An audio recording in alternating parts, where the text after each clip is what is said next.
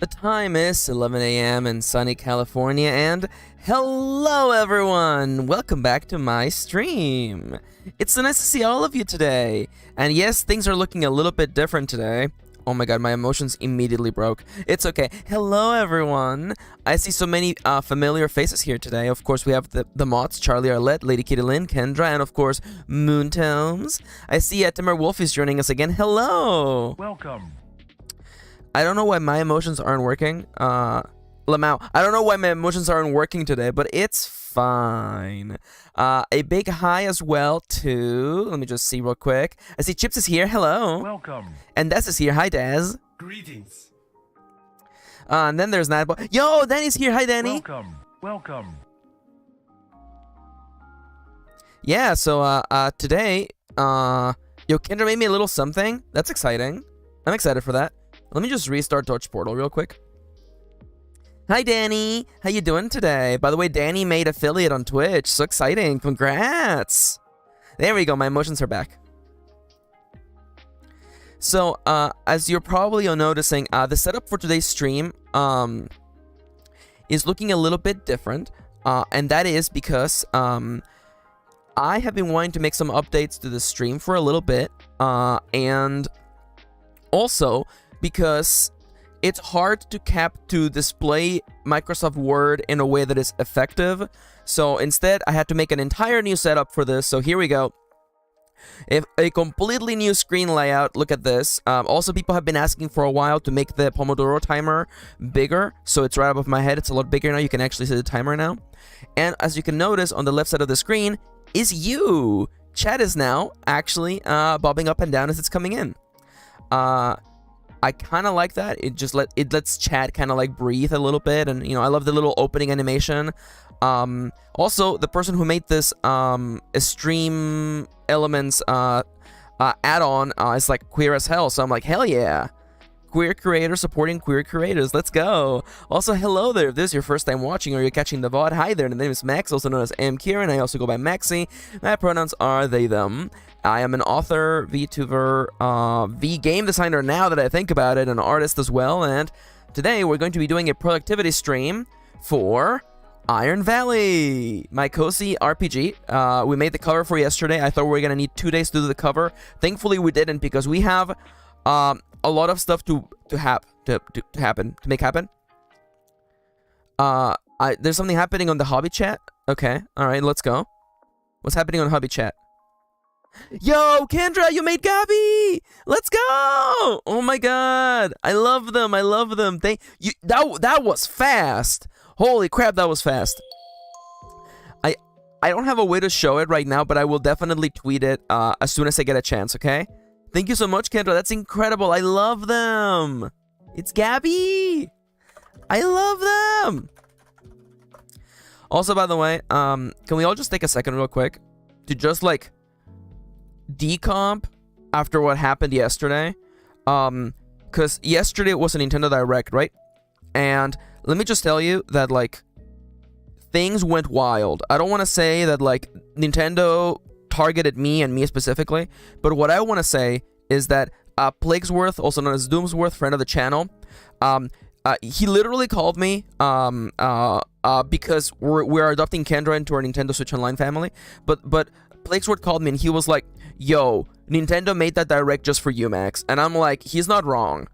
Etrian Odyssey, Baten Kaitos Remastered, Sea of Stars, and New Fantasy Life. Are you kidding me? Man, we're eating good. And also, Metroid Prime Remastered. Kendra actually sent us a video of them crying. It was adorable, by the way. Yeah, I know. Chip says, super stoked about the Etrian Collection. Honestly, same. Because the Etrian Collection coming out on the Switch means, because all those games are on the same engine, so that means that the rest of the Etrian Odyssey games that are on the 3DS, and the 3DS shop is closing literally in like a month. So like all those games are now free game to come on the Switch, which means Persona Q and Persona Q2 are also free game to come on the Switch, which is incredible. I believe it came out yesterday. Didn't it literally come out yesterday? Denny's asking, by the way, did the Metroid Prime Remaster come out today? I think it came out yesterday. Oh my god, yeah, I played a bunch of Etrian Odyssey 4, and it was actually really, really fun. Also, I was actually messing around with the new Switch Online games. Man, they look good. They look good. Honestly, I'm actually super blown away by the fact that that they just went ahead and put out, you know, Mario and Luigi Superstar Saga or whatever from the GBA. They just went ahead and just literally put it on the Switch Online. I'm like that, and like the Minish Cap and like Mario Kart GBA, like those are like money making like GBA games, and they just put them on there, you know. It's kind of crazy. Anyways, so yes, different stream vibe today. We're gonna be doing a productivity stream. I have to literally basically work through the entirety of this book and make sure that everything is good. Let me actually like give you a look at the cover in case that you didn't have a chance to see it. So we finished the cover yesterday. I finished that as soon as we finished the stream. I just kept working on it because I'm bad.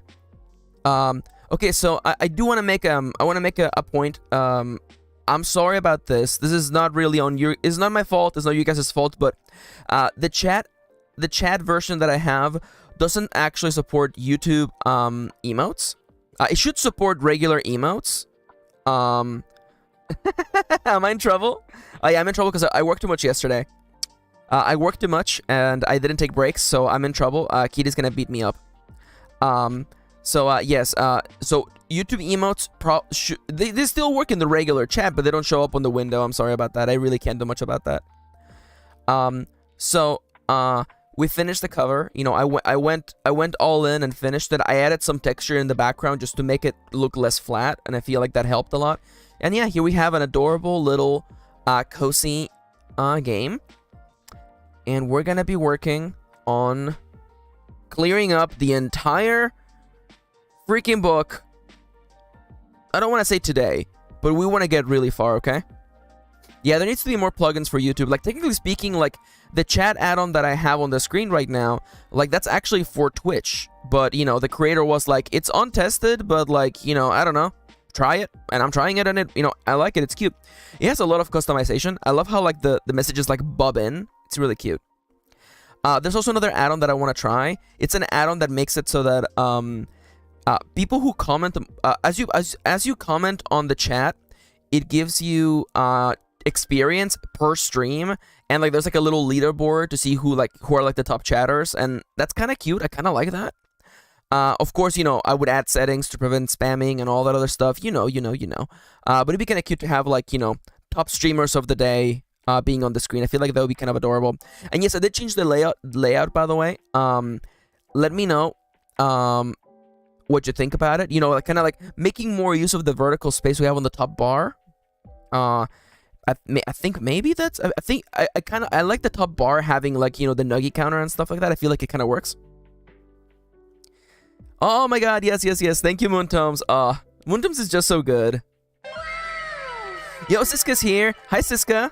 You're beautiful. Welcome to the stream. So yes, today we're going to be having a productivity stream. We're going to be using Pomo Farm to keep track of everything.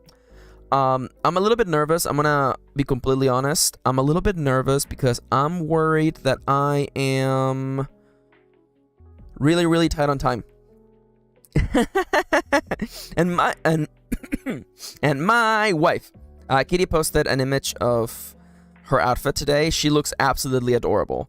She is a gosh doodly darn cartoon character. I love her. Oh yeah. It's so true. I'm sorry, said Kendra. Kitty casually dropped this Slay of the Century in general chat, an icon and star. It's so true. Yeah. My wife is very cute. I'm very, very lucky. So yeah, I'm a little bit nervous today. Okay, it's already getting warm. I'm gonna take off this sweater already.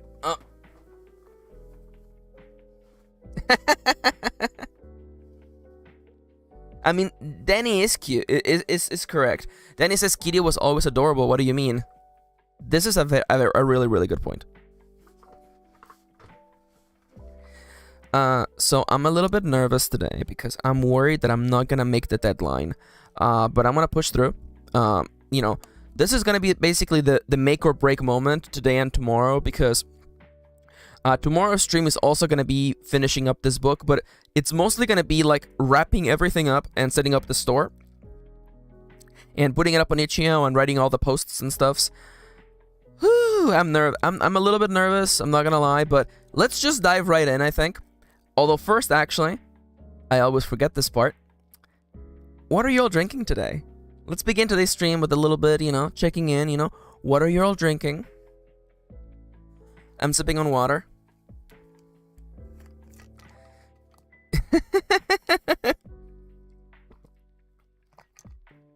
Siska, you're gonna get me in trouble. Beepus. Yeah, I like Danny sipping on some Beepus.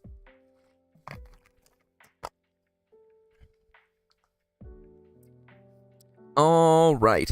Yo, another matcha milk tea. That sounds delicious, Chips, honestly. Yo, honestly, between like Chips making matcha milk tea and like cinnamon rolls, I feel like Chips is living the life, I'm not gonna lie. Also, Chips' art is amazing. Oh my god. That little image that you posted in the art chat, oh my god, it looks so beautiful. Gosh, so jealous. So much art envy, by the way. God. Which reminds me that I need to update my character model. God. I drew this character model like 2 months ago, and like I gotta change it. I gotta change my look. But you know, art envy and all that out of the way. Let's just dive right in, okay? We're gonna be using, we're going to be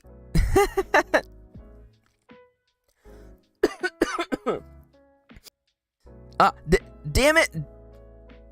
Damn it! Touch Portal, you were supposed to block me while I coughed. There we go. Better. So Danny says, jokingly I hope, one of the most important things to game development is crunch and sleep deprivation, lol. You're not wrong, but I hope I don't have to do that. Kitty would beat me up. If I made more matcha milk and cinnamon rolls, perhaps I could draw as good as Chips. See, there you go. There you go. Of course, Joku. Yes, thank you. I appreciate that, Danny. And Kendra being all like me at 1 in the morning working on Gabby. Kendra, I love you, and I'm really happy you made Gabby, and I'm like blushing up because it's adorable, and I'm really happy. But also get some rest. Get some rest. All right. So I'm going to be. Oh my god. Okay. I'm gonna start the stream, but first I want to say something. Okay.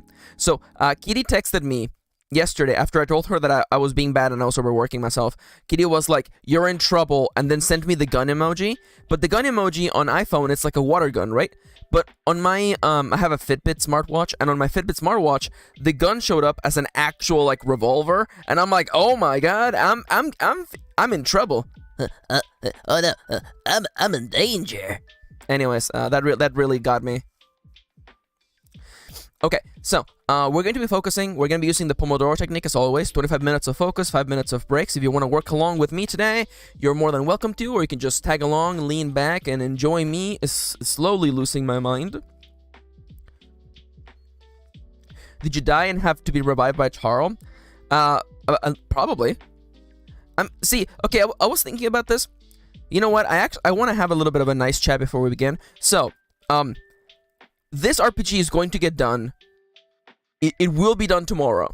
This RPG will be done tomorrow. I don't know what's going to have to get cut in order to get there, but it will be finished tomorrow. So my question is, I want to do, honestly, like next week's streams. I want to have like most of those streams just be like nice and chill streams that I don't have to like be creative or anything, because I'm honestly a little bit tired. I don't want to say burnt out. I don't want to say the B word. But I'm definitely feeling a little bit more tired than usual. So I was thinking of maybe doing some like gameplay days. But I don't know what I would play. I would want a game that I don't have to pay super attention to. Which usually means playing a game that I already know by heart. Oh hey Bianca, thank you for joining us today. Welcome. Yeah, Kitty has some tier lists for me, and that's fair. We could also do that. I was thinking of I could either, you know, we can just have like a nice chatting day, and I'm literally just playing Stardew Valley, and I'm just fishing. You know, like let's beat Stardew Valley by just fishing. Cause I am, by the way, I am the best Stardew Valley fishing player of all time. I want you to know that. Some people out there are like, the game is too hard, and I'm just sitting here like, please. I'm only the world's greatest. It's so true. I could do story battle fishing. I could also do like a Pokemon Nuzlocke. I want a game that I can just emulate on my computer and not have to have like a capture card, because I have a capture card. I could capture myself playing, you know, a game on the Switch, but that's too much work, and I just want to have a game I can emulate. So it could be like Pokemon Fire Red or Leaf Green, and I just do a randomized Nuzlocke. That would be fun, because you know I know Gen 1 Pokemon back and forth and both ways till Sunday, so I can just play that game half paying attention to chat, half actually playing the game. The other game that I know by heart is actually Final Fantasy 1 on the GBA.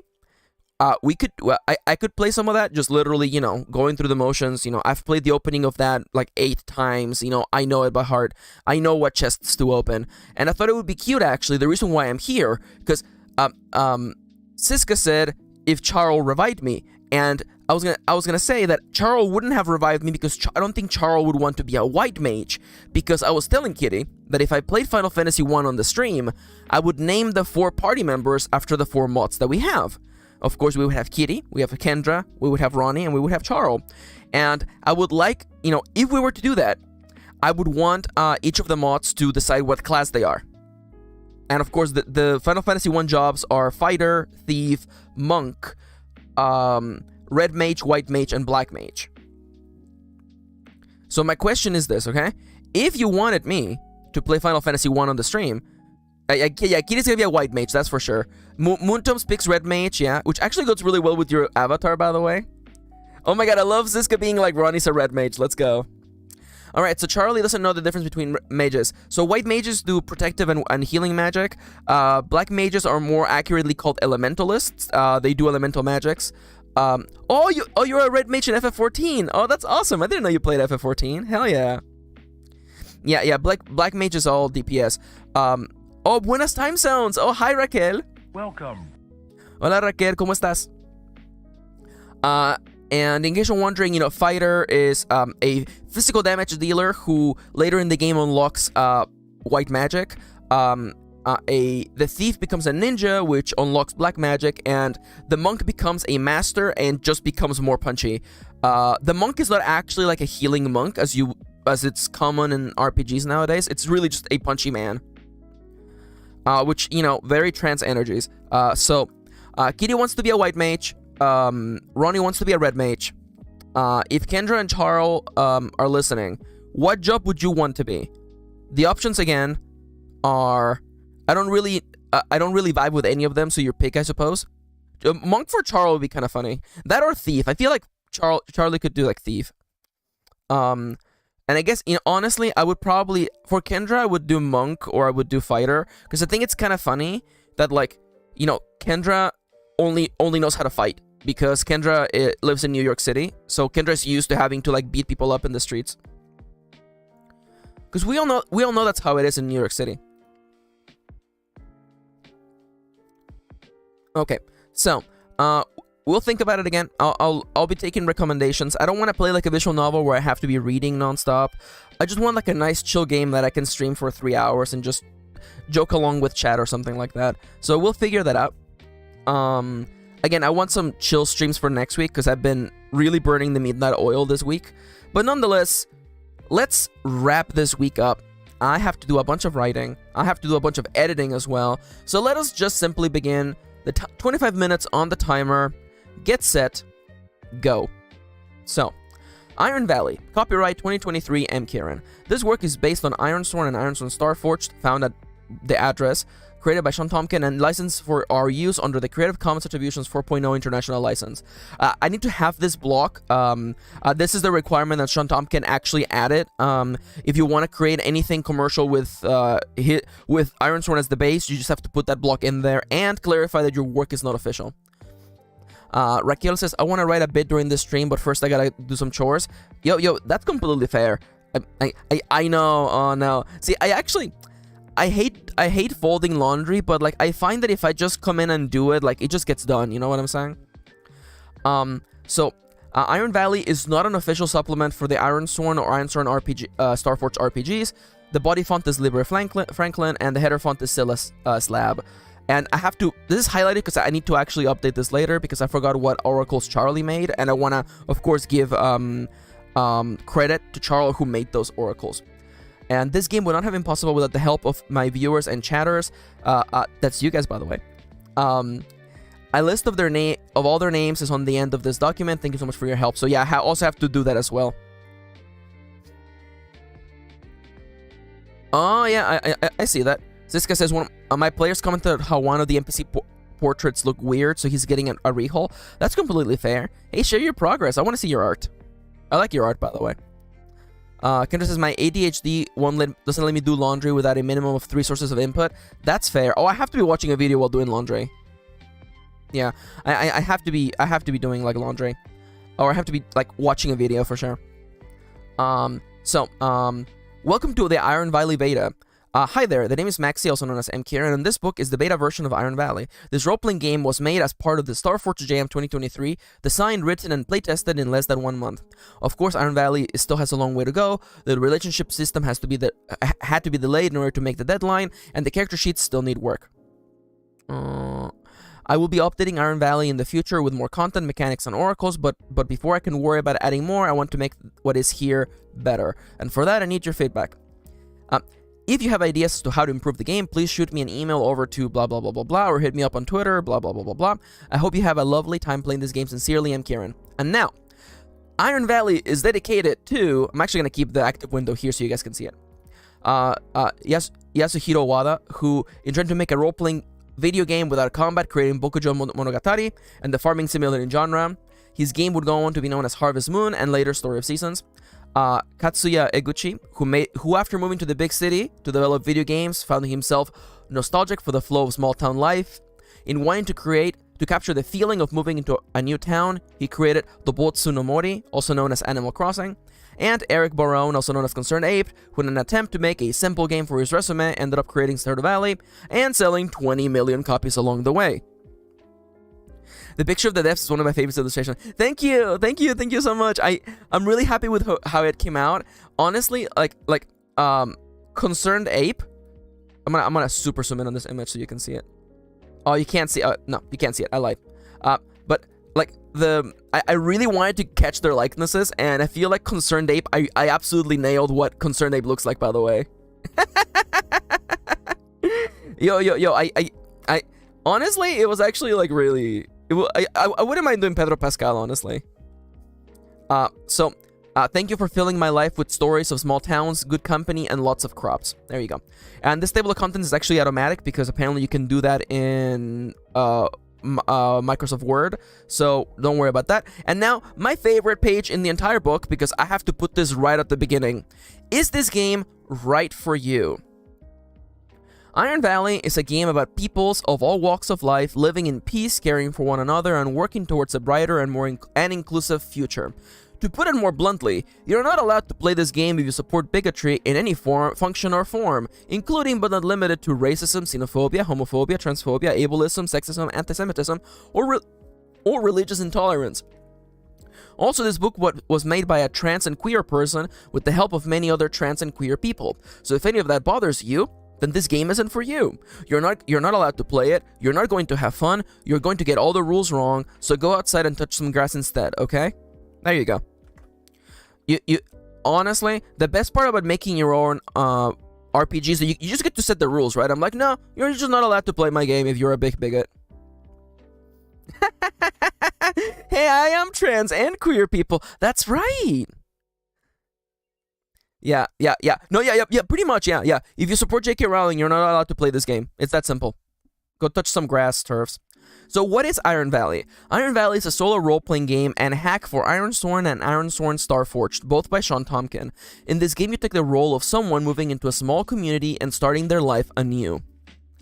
Maybe you'll restore your family's farm. Maybe you'll explore the mysterious forest just beyond the town. Maybe you'll fall in love and get married. This is a game about living a cozy life with good company, one day at a time.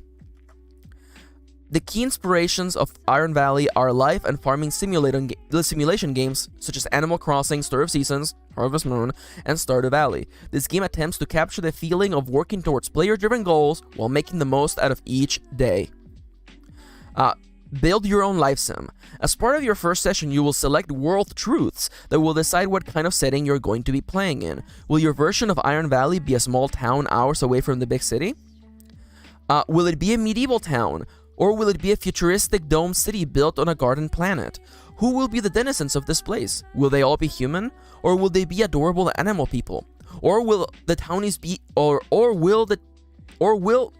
is a mistake. Or will the townies have a myriad of fantastical ancestries? The choice is yours. Yeah, I love Charles. Fuck turfs and turfs. Make a garden with your trans friends. Hell yeah. Oh my god. Moontum's leaves for 2 seconds and Siska's already eating grass. Oh my god. Time flies when you're having fun. Unlike other RPGs, Iron Valley does not have hit points or any resource that represents a player's health. There is no mechanic for players being hurt or dying, because this game isn't about that. The closest thing there is to a resource is time. As you work towards fulfilling promises, time passes and you will find yourself marking off the days on a calendar. Some days you might find yourself partaking in a holiday or taking it easy. On a holiday? In a holiday. Although time is a resource, you have plenty of it in the valley, so don't stress out about it. Check out those moves. Iron Valley relies on moves. I gotta italicize this so people know that it's something different. And then I don't have to do that again. Bonk Siska. No grass. It's true.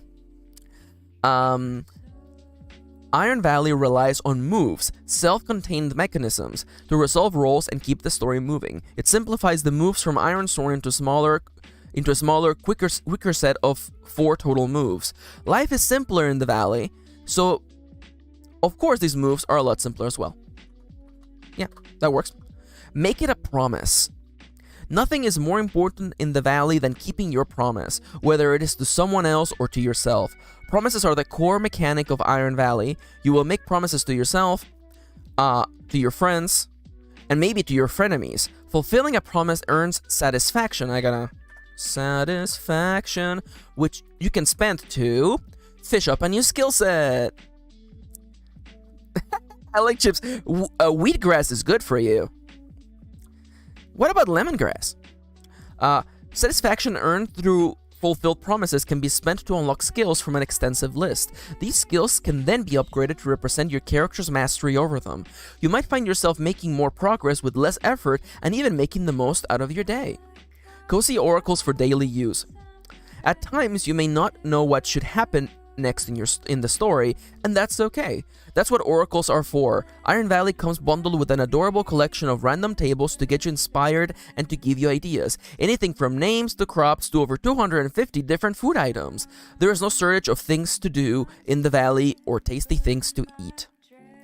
It's a story that you play. Iron Valley is driven by 2 forces, mechanics and fiction. The mechanics represent the rules contained in this book, while the fiction is the story that you create while playing. Both of these are equally important. As you play, envision what is happening in your game as you would a book you're reading or a movie you're watching.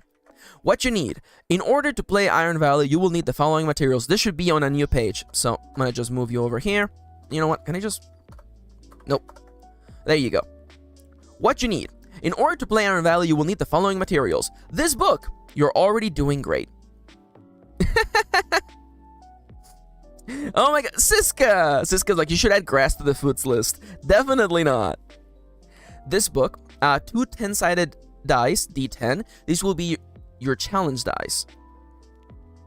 1 6-sided die, a D6. This will be your action die. Optionally, another pair of 10-sided dice to use as your oracle dice. A printed or this section needs to get updated later. A printed character sheets. Calendar. Okay. How do I frame this? It's basically got all the sheets that you would need to play the game. Oh, I hate the undo function on Word. It's like letter by letter, and I hate that. A printer, okay. Printed or digital versions of the character sheet character sheet. Character sheet. Okay, what documents do I freaking... Yeah. Timberwolf says, I don't know why it's why is it letter by letter? I don't know. I'm confused by that. But honestly, we'll make it work. I also have a notebook here. I have to keep note of like all the things I need to change. So it's the character sheet. Also, townie journal, calendar, and promise journal. Let's just call it that. Printed or digital versions of the character sheet, calendar, townie journal, and promise keeper. And I'm going to highlight this so that I remember to come back and check it later, because the highlighted things are the ones that I have to change later over. I can't believe Max is using Word. Okay, so I don't have InDesign, and this is the best way that I have available to me to be able to create a PDF with the features that I want, okay? Don't judge me. This is literally the best thing that I have available for me. And people may be thinking, Max, just use Google Docs. Google Docs' ability to export things as PDFs is really, really limited. I don't even know if... I don't think it can even do, like, font, like, embedding. So, like, what's even the point of using custom fonts? The following section is for people familiar with the systems this game is a hack of. Ironsworn and Ironsworn Starforged. If those words mean nothing to you, feel free to skip ahead to flow of play. I'm gonna just highlight this to remember to change that later. You're just teasing me. Good. Yeah, see, there you go. Okay. Kendra said earlier, by the way, no prison labor, just friends and farm for fun. It's true though. Yeah. I would almost... I don't even know there's cops in this setting, honestly. There's like a town guard and a constable, but I'm like, are they really working? I don't know. I like to think of them as like the guard dogs from the first Animal Crossing, who like all they did was just keep track of the lost and found. And I'm like, that's it. That's your job. For the Ironlanders, Iron Valley uses many of the systems present in Ironsworn and Ironsworn Starforged, referred to simply as Starforged for the rest of this document. Remainder of this document. The Valley is a completely different place to the Ironlands, so most of the systems from Ironsworn and Starforged don't carry into this setting. That being said, if you're already familiar with these systems, your time picking up this game will be that much quicker. I like Moontom says Booker can't deal with the crisis, he just wants to naps. It's true though. They don't even do a good job at the, like, you know, lost and found part, yeah. The table below shows the mechanics and systems from Ironsworn and Starforged and whether or not they are used in this game. Systems tagged with a circle remain unchanged, with a gray circle while gray marks systems that have been changed in some way. Systems with black are not used in the game at all. I kind of hate that, like, you know what? Oh, it's not even. Oh no. Rip. Absolutely rip.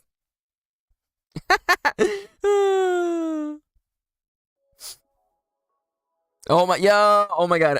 God damn it. Siska says, an eviler version of me would say, yeah, they work, but there's also a hard rule that police officer's species is set to pig by default. Hell yeah, though. Yeah, it's also true. Yeah, Kitty says, is this your lost item? Yeah. Okay, go ahead and take it. Which is hilarious because the whole thing about, you know, in Animal Crossing 1 is that you could just literally just grab whatever you wanted out of the lost and found. Okay, so what if I put you over here? I'm doing a little something called just abusing page breaks just to the section in the next page. Actually, I guess I could just you know what? No, the next page, the section on the next page is for people already familiar with the game, with the systems this game is a hack of.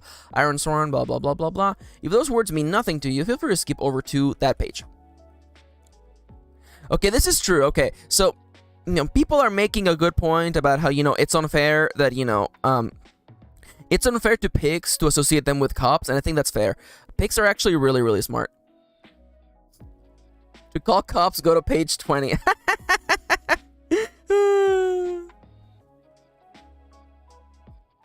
You got a throne from the recycling bin? Holy crap.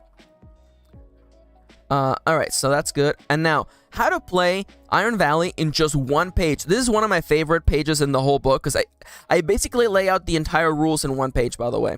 Of course, I'm linking you to other places, but, you know, it's nice to just be like, here's the rules right here.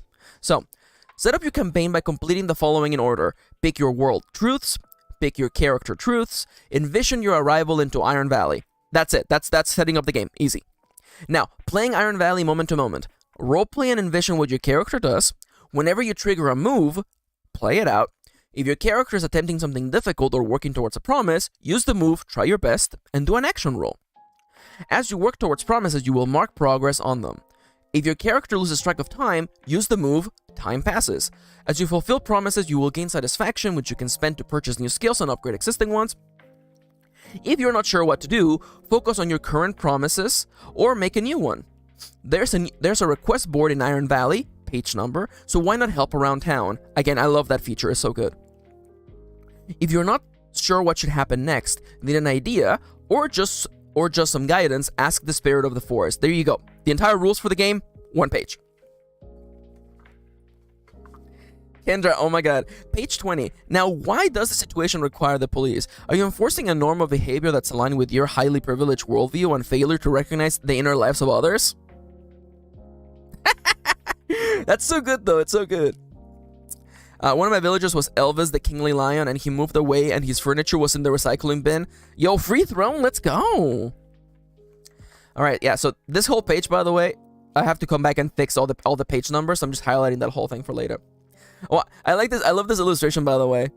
It's just Feta the cat just looking at a faucet. The flow of play in the valley. Life in Iron Valley may look simple, but there's always something going on. Today may be a holiday, tomorrow may be a date with a friend, or maybe more than a friend. And then there's that project you keep putting off. You'll work on that next week. This time for sure. Time really does fly by when you're having fun. Playing Iron Valley is different from your standard RPG. Your character is most likely not a hero by any definition of the word, and killing monsters is just not happening. Is just not happening. The only thing you'll be killing in this game is time. Losing track of time is easy. You know, I'm actually gonna break this up. Now, the only thing you'll be killing in this game is time. Losing track of time is so easy in the valley. You know how it is. One moment you're writing a love letter to your sweetheart, and next thing you know, your best friend is knocking on your door asking for help with something. So, of course, you agree to help them. I mean, that's what friends are for. Oh well, I guess you'll have to finish writing that love letter tomorrow.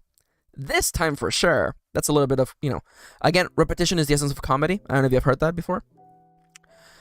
Because this game is so different from the usual affair of walking into people's houses, killing them, and taking their stuff, it might help to take a second to explain the game flow. Chase promises. Yes, by the way, I am absolutely, I'm pointing a gun and just shooting it at D&D, by the way. Kind of funny that it's like, hey, I'm just here to walk into this place goblins are living and just kill them. Oh, hey, Irina! How you doing today? Welcome. And yes, we do have a new chat display, yes. Yeah, and you can finally see the timer game, yeah. So, you know, I wanted to, you know, do something a little bit different. And by the way, yeah, we're editing my role-playing game today. It's due tomorrow, so let's see if we can get there. Chase promises. Promises are the primary mechanism in Iron Valley. When you make a promise... Can I just... Okay, you know what? Capitalize each word. Actually, don't capitalize the A. And then I have to italicize, because it's actually known as a move. To a friend or even to yourself, you commit to spending your time fulfilling it. Lose track of time. As your character works towards a promise, they will eventually lose track of time. It might be as simple as taking extra long to cook a tasty meal, chatting the hours away with a townie, or actually getting lost in the woods. There just isn't enough time in the day to do everything, and that's okay. By the way, I love seeing the little trans flags in the chat. I don't think they show up. Let me just do a quick preview. Yeah, so they don't show up. They don't show up on my computer, but I think the reason for that is because my version of Windows doesn't have the trans flag emoji yet. So, and I'm terrified of upgrading my computer to like Windows 11 because, you know, everything will most likely break if I do that. So forgive me for being unable to show the trans flag on the chat that's on screen. I apologize for that. Each morning marks a new start. It's not that my version of Windows is transphobic, it's just that they haven't updated the Unicode, you know? I know, Windows is cancelled, I know. I wish I was on a Mac. Unfortunately, this is where we are on the timeline. Lose track of time. As your character works towards the progress that... Wait, I just said that. Each morning marks a new start. Let me just move it over here. Because time is limited, the start of each in-game day marks an opportunity to plan. What do you want to work on today? And don't forget to check the weather. The best plans of mice and men are easily outdone by a bad spell of rain. Bianca says, I haven't updated to Windows 11 either. It's okay. Alright, I'm not the only one, thank God. It's just that, like, I'm done updating my OS. You know, like, things are working. You know, OBS works, all my programs work. You know, I don't want to have to, like, you know, get up one morning and realize that all the things I used to be productive no longer work. I don't want to live in that world. So I'm like, you know what? I can get by without having the trans flag emoji show up in the chat for now. Take part in the community. Iron Valley is a place full of incredible characters and things to do with them. There are holidays scattered on each of the 4 seasons, and if you ever need something to do, you could take a look at the request board. Need to put this here. Oh, I need a line break somewhere. I need a line break. I need a line break somewhere. You know what? That wasn't enough. You know what? It's fine. Also, I'm thinking, in order to make the flow of the book a little bit easier, I'm just gonna have, like, continuous flow. Daz says, I quit Windows 7 years ago, best move ever. I'm jelly. Bask in that satisfaction. A part of me is like, should I just have, like, big page breaks? I don't think so. I don't want to have big page breaks. The mechanics of Iron Valley. Let's talk about the systems.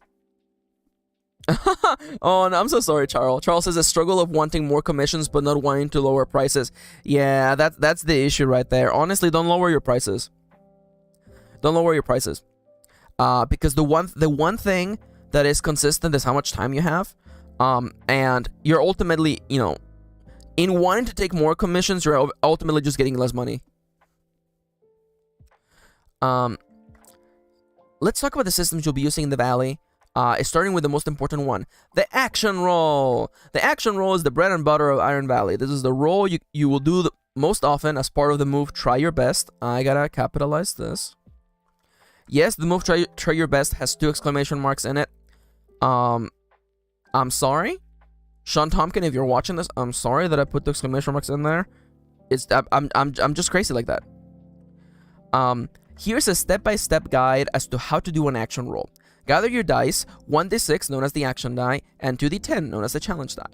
Roll your action die and add your relevant stat. If you have a relevant skill, add +1 to your roll. The end result is your action score. Roll the challenge die and compare the roll on each die to your action score. Max, you're so quirky. I know, I'm so quirky. I'm just so quirky. If your action score exceeds the value on both challenge die, that's called a strong hit. If your action score exceeds only one of the challenge die, that's called a weak hit. If your action score fails to exceed both of the challenge dies, that's called a miss. The outcomes of a roll, a closer inspection. Refer to the move in question to find out what happens when you get each outcome. Below you will find a general idea of what each outcome means. Strong hit. You succeed and make a good time. Weak hit. You succeed but lose track of time. Miss. You fail and lose track of time. It's that simple. I'm gonna finish this page and then I'm actually gonna take the break, okay? Matches. When you make an action roll, keep an eye for matches. Keep an eye out. Keep an eye out. For matches, instances where both challenge die show the same result. Use these moments as chances to spice up the narrative. Make a success that much sweeter and a failure that much more interesting. Oracle rule. Whenever you want to roll on an oracle, a random table, do so by rolling 2d10 together. The first d10 represents the first digit, and the second one represents the second digit. In the case of rolling 0 on both d10, in this case, rolling 0 on both d10s means you rolled 100. Okay, I promised that I was gonna stop, and I'm gonna stop. Everybody, the timer. We are now currently on break. I want everyone to take a chance to actually hydrate. Get up, stretch a little bit. I am going again. I want to like work super hard. I want to go super hardcore on this project today. But I also recognize that I have to take breaks. Now, 1 second. Is Nightbot showing up in the chat box? It's not. Thank God. Okay. So let me just real quickly. I'm gonna sell my crops. I'm gonna plant new crops. So I have infinite skill points. I've already finished this game. I'm missing only one achievement, as you can see. I'm missing the achievement for playing for 30 in-game days and then a secret achievement. Once I do that, I'm actually gonna reset the game because I love starting from 0. So instead of just worrying about money, I'm just gonna grow crops that I've never grown before. I have never grown. Oh, donuts is cute though. I'll grow some donuts. Why not? And after that, you take 2 weeks, huh? What else takes 2 weeks? Brussels sprouts? Let's go.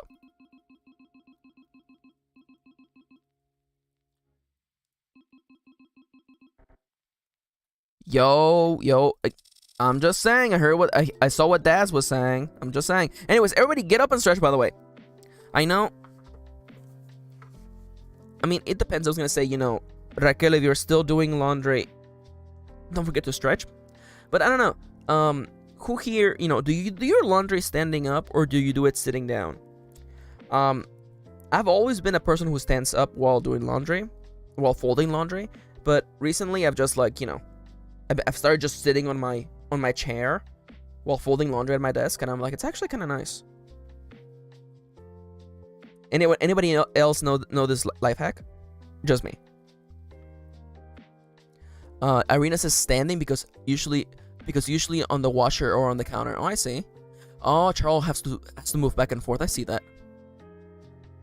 Okay, yeah. Raquel says, I do laundry sitting down because of being pregnant.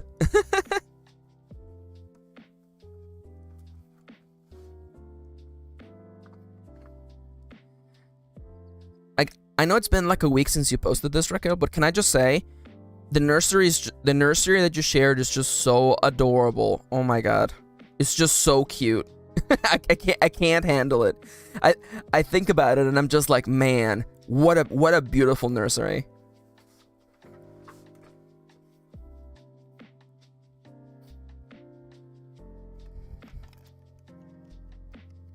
And don't forget to drink.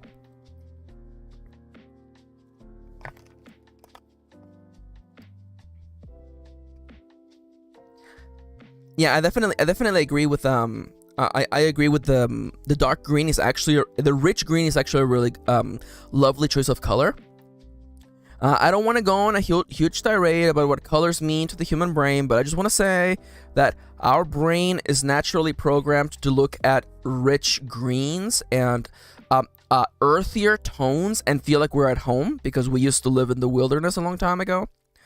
But I just want to say, in the larger scheme of color theory, green is a really, really pleasant color. So I think that's adorable that you chose green for the nursery. Oh, hey Dale, welcome to the stream. Welcome. We're doing a productivity stream today. Ooh, Raquel says that the green color that they picked was calming pine green, and I think calming is what we'll be needing. For sure. That's exciting though. And again, I don't know how comfortable you are sharing and talking about that, but I just want to say that I for one, I think I am proud of you, for going, for doing this. It's it's a huge step. So big congrats, and I wish you and your babe the best. Yo, Dale, you did the dishes with your own bare hands? Hell yeah. Okay, real talk though. Who here actually wears gloves when doing the dishes? Because that's not me. I do the dishes like every single night, and I gotta say, dude, I just use my hands. Oh, I'm so sorry to hear that, Raquel, but I'm happy for you. Aw. I'm sorry to hear that, but I'm really happy that, you know, you've made it to this point, and now I'm really proud of you. Congrats. Kitty used to wear gloves when she actually did them, aka before I showed up. Kendra says I should start wearing gloves again. The only thing about it is that like, if I do my nails, like the nail polish just comes off like within days because I'm exposing my nails to so much water. But other than that, I really don't mind it. I am also a water sign, so you know I just do love being in water in general. So. I see. I see. Oh, that's right. Yeah, yeah. Some people can be allergic to this stuff in their water. That's true. That's true. Siska says, I don't, but I feel like Ronnie would make me. That would be cute, though. Dale's an earth sign. Everybody y'all want to talk about your zodiac signs, by the way? Yo, Jinx is here. Hi, Jinxie. Greetings. Welcome to the stream. So nice to see you. I will say, by the way, I'm not saying it's your fault, okay? I'm not putting you on blast and saying it's your fault, but I'm just saying that yo, Dale's a Taurus. Kitty's a Taurus as well. That's funny. Jinxie, you're partially to blame for me making goblins more prevalent in the art for the game, by the way. I guess you just reminded me how much I love goblins and how I feel goblins are like underappreciated in fantasy fiction. So that's why I ended up, let me just go all the way to the cover because I don't know if you caught that yesterday. Whoop! Yeah, we have the official cover for Iron Valley. I wanted to, have, a human, an animal, and a fantasy race. And I thought, you know what? Gobbos it is. It's Gabby the Gobbo. Gabby the Gobbo, Feta the cat, and Maxie the human. Yo, hell yeah, I love that, Siska. Honestly, though, Siska says, I don't celebrate my birthday, I celebrate my coming out day, which according to I'm a Leo, hell yeah.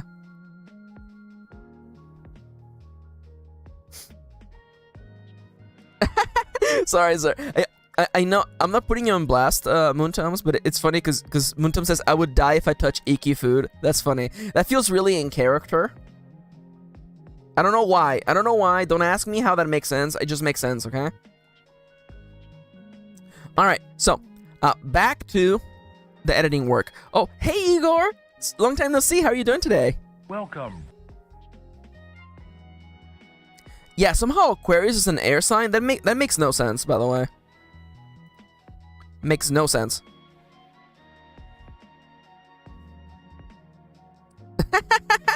Jinx says that it kind of reminds you of your Minecraft skin. Hell yeah. I wanted the goblins to have like a really nice like bright skin tone, just like really bright and playful. It's kind of what I'm going for with the art. And yes, Gabby the Gobbo is wearing a trans flag shirt in all of the art pieces because they're trans.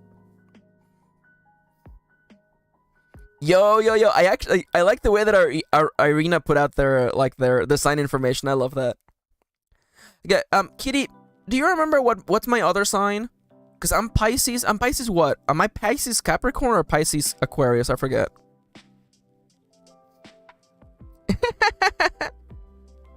Alright. I am gonna... Oh, Kitty's gonna look it up. Kitty has it saved. Rising or moon? Oh, man. Oh, you like the long high more? Yeah, sorry. I had to change my entire layout on my soundboard, so I only have Welcome. Or I have Greetings. but I will make it a point to get back the really long and drawn out Kirby. Hi. Citro's like, oh, we're doing the big threes today. Also, hi Citro. Welcome. How you doing today?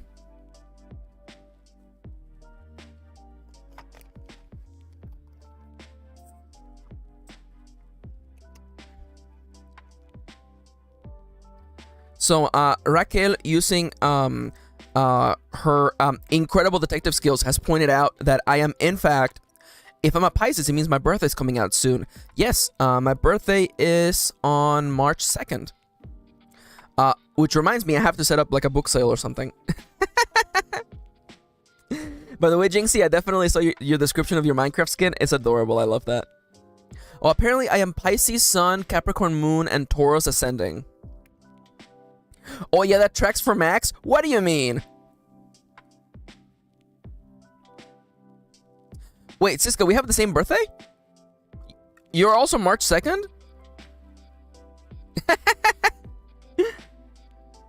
Oh, that's fair. I'll take it. I'll take it. Oh my god! Sorry, I feel like we're having that moment in the movie where like all the characters realize that they all went to the same high school or something. It's like, wait a minute, you're from Tatooine too? Wait a minute, wait a minute. Hold on, we're Tatooine Tigers? That 1995? Oh my god!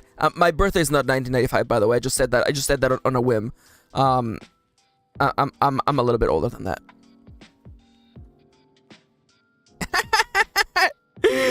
I love Chips though. Chips is like, I never figure out my big three, so just assume I'm a miracle triple Capricorn threat. Hell yeah, I love that. August 23rd is also a good birthday. I feel that.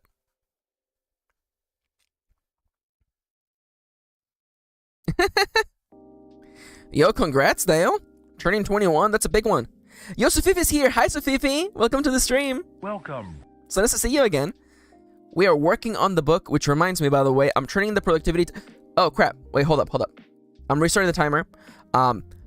It's time to focus. Time to get back to work. I will still be answering chat, of course, but you know. But now I'm gonna be actually looking at the screen now. So prepare yourselves to focus on whatever you're gonna be doing, whether it's just chatting and memeing it up in chat, or just working whatever you're working on, or folding the laundry. 3, 2, 1. Iku. Okay, so progress tracks. Yo, Jinx is turning 26. Congrats.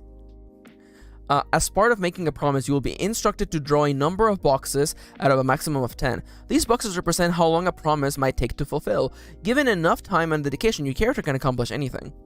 Marking progress. As you work towards your promises, certain moves will instruct you to mark progress by marking a number of ticks. Okay, first off, change this to just be lowercase, and then italics, please. There we go. On a progress track. Progress boxes are filled left to right, and each box can hold a maximum of 4 ticks in the following format. Okay, I need an image to go in here, so I gotta do that. Americans just need longer to mature. Hey there! I mean, you're not wrong, but yes. Charlie's gonna turn 25. Oh, yeah, that is a quarter of a century, huh?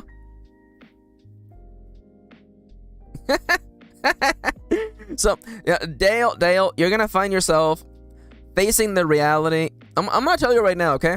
And I'm gonna, I'm about to make enemies in the chat, okay? Alcohol? Honestly? Kind of overrated. Honestly. I used to do some social drinking because I used to be a sheep like that. But now, honestly, alcohol kind of overrated, honestly. Yo, Chucky Milk for life, let's go. Kendra says, being sober made 21 so boring.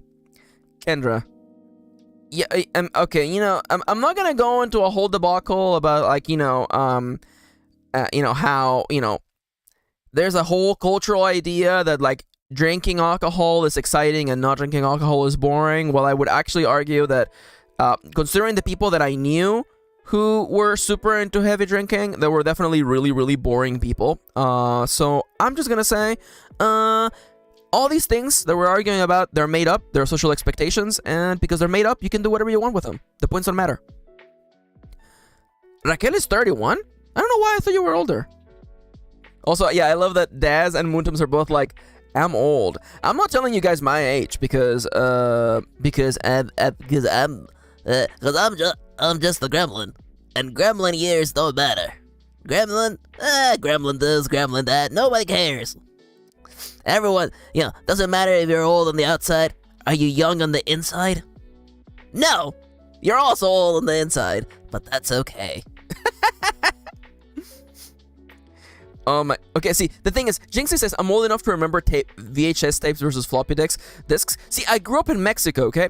And people don't know this, especially if you live in the United States, but other countries we're kind of slow to catching technology like back in the day. You know, nowadays things are different now. You know, nowadays, you know, things are pretty like, you know, even across the board. But back when I grew up in Mexico, you know, I grew up listening to like tapes.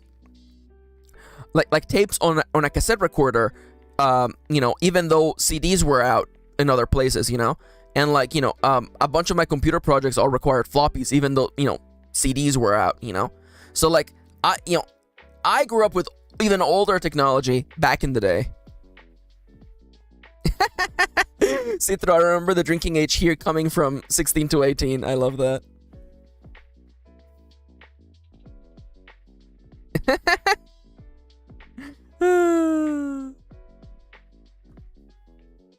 I remember cassette tapes, yeah.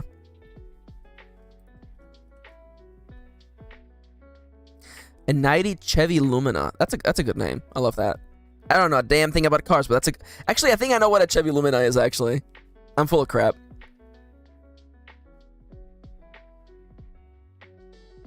Oh, Windows 98. Oh my god. Honestly, like I know it's dumb. It's dumb because I'm just nostalgic for the way things were before, but I'm like, the Windows XP like UI, it just hits different. When instructed to mark more than one tick because of a strong hit or on the move try your best, or because you have an upgraded skill, let me just, I want you to become uppercase. No, I meant capitalize each word and then become italics, please. Or because you have an upgraded skill, if you fill up a box, continue to the next box left to right. If you mark the tick into a box that wasn't drawn, draw it now. If you ever fill the 10th and final box, ignore all leftover ticks. Making moves in the valley. Yeah, that's messed up. Charles says, I am cute, I just don't like it when people underestimate / dismiss me because I appear young. That's also very fair. It's true. Yeah. This is also really fair, yeah. So again, you know, I personally, you know, I don't think that we're arguing about the drinking age. I think we're actually agreeing that it should definitely not be, you know, we definitely shouldn't like make it like, you know, like 30 years old. But definitely like there's some like, you know, socioeconomic like things happening in there, and definitely I don't feel properly equipped to talk about that. You know, I don't feel properly equipped to go to the TED Talk screen to talk about that. But definitely is the kind of stuff where like, yeah, you know, by making things such as like, you know, alcohol, okay, fuck it, okay, here we go. So the problem with making alcohol appear like something that only adults do is that it tricks younger people into the sense that in order to be an adult, you have to drink alcohol. In order to feel like an adult and you're independent and whatever, you have to be, you know, smoking and drinking alcohol and, you know, and I guess, I don't know, like, I guess cheating on your spouse and committing tax fraud and other adult things. And that's an immediate pitfall because it's just nonsense social expectations that don't really mean anything. I knew so many people who were trying so hard to be, quotation fingers, adults, and they were ultimately just ruining their liver and being abusive in their relationships. And it's just the kind of stuff where I'm like, dude, this is not what it means to be an adult. Also, being an adult means nothing, by the way. Anyways.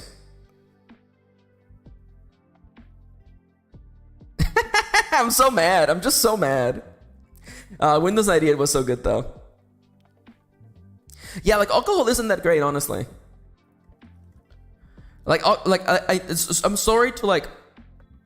Thank you for reminding me the echo was still on, by the way. Thank you, Kitty. 5 points to Lady Kitty Lynn. Honestly, it's just that, like... Sorry, like... I never drank that much, but, like, I never enjoyed it. I think beer tastes gross. The only, like, tasty alcohol I ever tried was, like, the really, like, fruity, like, exciting drinks. But at that point, it's not the alcohol that's tasty, it's just the sugar and corn syrup that's tasty. So at that point, you know, you might as well just drink a smoothie. Kendra says, I hate the smell of beer. Same. I hate the smell of beer. It's just, ugh. Yeah, here you go. See, Charles coming in with absolute wisdom. Not gonna lie, the best part of being an adult is doing things I wasn't able to do when I was younger. I always have chocolate milk mix. I'm putting stickers on everything, buying expensive plushies. It's the best. Yeah, here you go. There you go. Yeah, see, Raquel says, my favorite part of being an adult is being able to buy myself a cake and eat it for dinner and nobody can stop me. There you go. That is true power.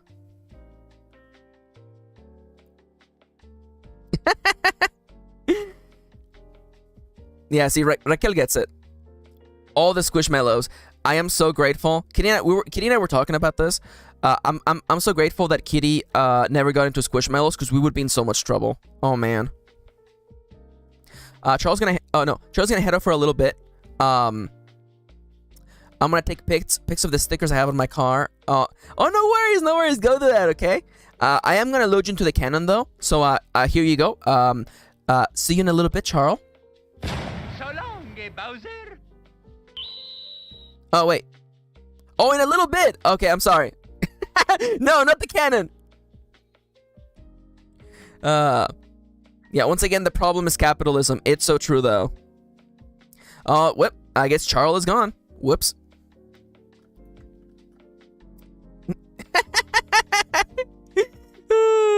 Gotta lasso them back in.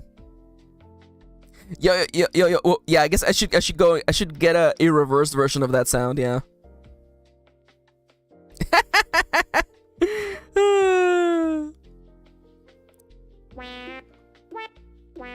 Whoops.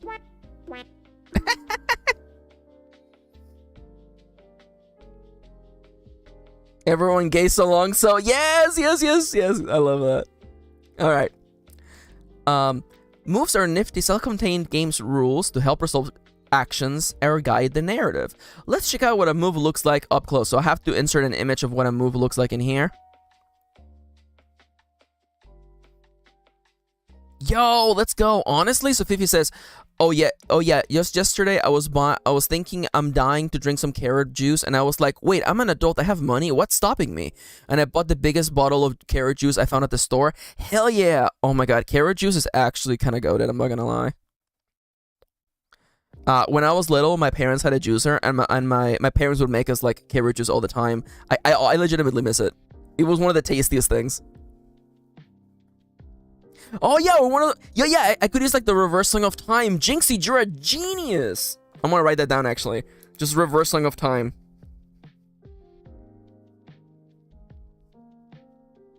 By the way, Jinxie, I want to let you know that because you were joking about like someone is gonna play this game and they're gonna make it like it's Majora's Mask, and I'm like, okay, so that's gonna be the first supplement, because all of the Ironsworn products, like. Sean Tompkin makes like an expansion for each one. He did Delve for the original one. So for Iron Valley, I'm gonna do like Iron Valley, like the end of time, and it's gonna be like you live the same 3-day cycle over and over, and the goal is to figure out how to get out of the time loop. That would be fun.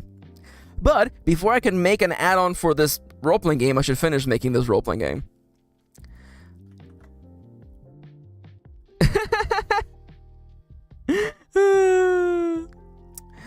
That's the name of the move. The name of the move may be referenced. That's the name of the move. The name of the move. It may be. You know what? Just say it. It may be referenced in other moves. When you see that, that's your cue to do that move. Nifty. This is the move's trigger. The bold text tells you the conditions that cause that move to become active. When the conditions are met, you must follow the instructions in the move. When told to roll, this means doing an action roll. Page blah blah blah blah blah. For instance, the move Try Your Best will tell you to roll plus stats, such as plus edge. This means you should add the corresponding stat to your roll. Moves that call for a roll will also tell you what to do depending on whether you score a strong hit, weak, or miss.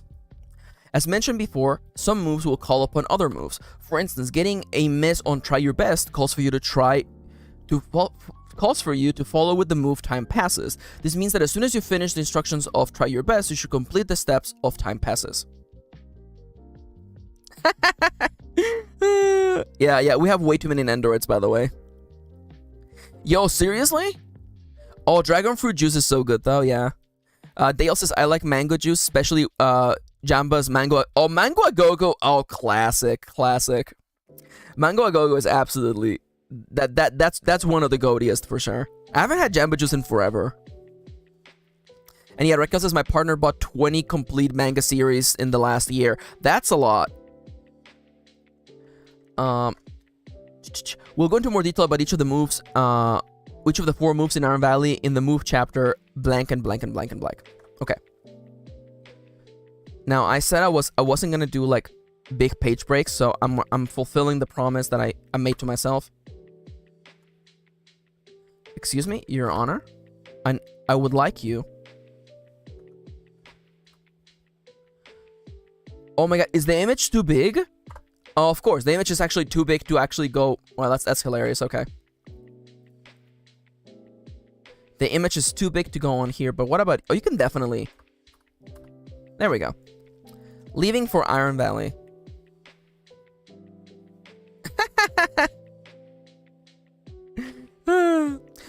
Carrot juice and fruit muse are for some reason advertised as for kids. Do people know they're allowed to buy it anyway? Oh yeah. See, that's the ultimate adult power. Being able to just buy whatever you want. Now that you know the basics of the game, it's time to get started. You may... begin your journey in... Let me just move the page. In Iron Valley by... Why are you in all caps? In Iron Valley. I was like, I don't have to make it bold. People already know what the game they're playing. Oh, thank you, Jinxie. I really appreciate you saying that. Jinxie says, I'm excited to play this. Thank you. You know, it's gonna be a little bit rough around the edges, but you know, I hope people have a fun time playing. Again, I love Ironsworn. I love the mechanics. It's probably my favorite role-playing game of all time. And it's fighting off against a lot of good competition, I'm not gonna lie. And being able to make something, being able to make the kind of role-playing game I want out of it makes me feel really happy. So thank you. Yeah, also Raquel says, I actually have a big girl job now and make good money. And if I want something, I'm just gonna go get that. Hell yeah! Hell yeah!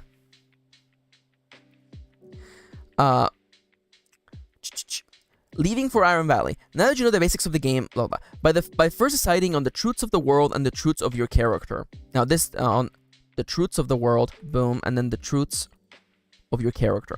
These steps will create a version of the valley that is unique to you. So Dragon Fruit, it's funny because Dragon Fruit has a really like funky name, but it's actually, a version of it is native to Mexico, and it's called pitaya.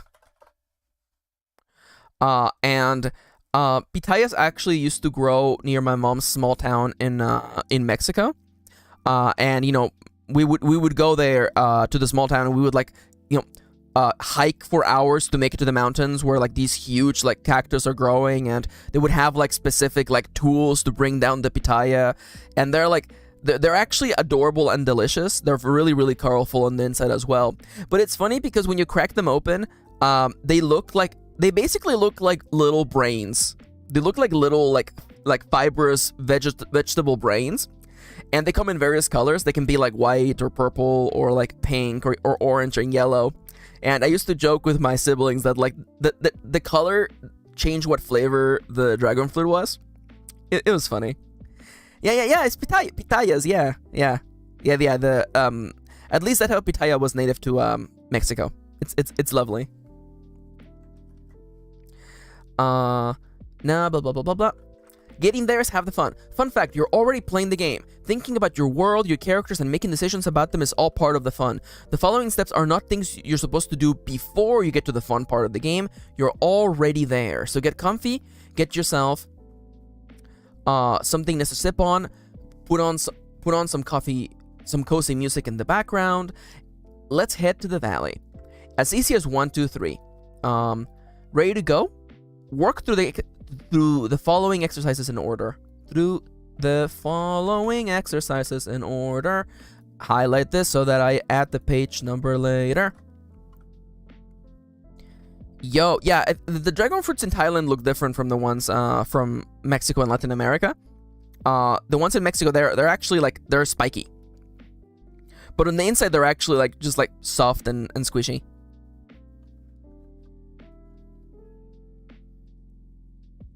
I love that. Jinx says this game could honestly help the Gobo in our DID system, of which our account is named after, reconnect with their world they lived in inside. Inside. I can read today. Reconnect with their own world they live in inside Headspace. That's adorable. I love that. I love that. Again, you know, I wanna just make a nice little, you know, cozy game that people can enjoy. World truths. In this exercise, you will create a setting. You will create the setting of your Iron Valley. You will decide many factors of your. You will decide many factor. Ooh, what is this sentence? Your Honor. You will decide many factors. You will decide on many factors of your world. I think I was just missing one word. You will decide on many factors of your world to create your own cozy place to get lost in for hours at a time. Depending on your choice, you might have a completely different valley compared to another player's campaign, and that's awesome. Default assumptions. The following is a list of default assumptions made in the design of this game, and we felt necessary to lay them out in front of you. Especially if you are arriving at this game without any experience in the life or farming simulator games that inspired Iron Valley. The following points should be true in all versions of the valley. Brain, I can words, just not very well. Yeah. Oh, that's writing in a nutshell, baby. Iron Valley is a small community far away from large settlements. There may be small towns close to Iron Valley, but the effort required to make it to the big city is often not worth the trouble. Everything you might need is already here. Charles says, now I'm gonna head out. Good luck with the writing, says Charles. Thank you, I really appreciate it. I hope you have a lovely day. Go take care, okay? Now I'm gonna load you into the canon, this time for real, and I hope you have a lovely day, okay? Take care, Charles. So long, Bowser. There they go. Next assumption. Iron Valley is surrounded by wilderness on all sides. I should actually cap it up. I should embolden this, by the way. Iron Valley is surrounded by wilderness on all sides. Beautiful mountains to the north, forests to the east and west, a sandy beach and ocean to the south. No matter what direction you go to, there is incredible nature waiting there for you. Iron Valley earned its name. Not so long ago, Iron Valley was known for its bountiful mine. For one reason or another, the mine closed, but the name stuck around. Iron Valley has incredibly fertile soil. Growing crops takes a fraction of the time here. Even fruit trees that would take years to grow in other places bear fruit in a matter of weeks. Oh, hey, Mr. Meme, it's been a while. Welcome to the stream. Welcome. Things have changed quite a bit since you were last here. Yo, hell yeah! I do believe mushroom people are in fact one of the ancestries in the game for sure. But yes, they had like little mushroom people. I would love that. Hell yeah. Citra says, I gotta have dinner, bro. I'll come back. No worries, Citra. Let me just load you into the canon, okay? Thank you for coming. Bye-bye. So long, Bowser. There they go.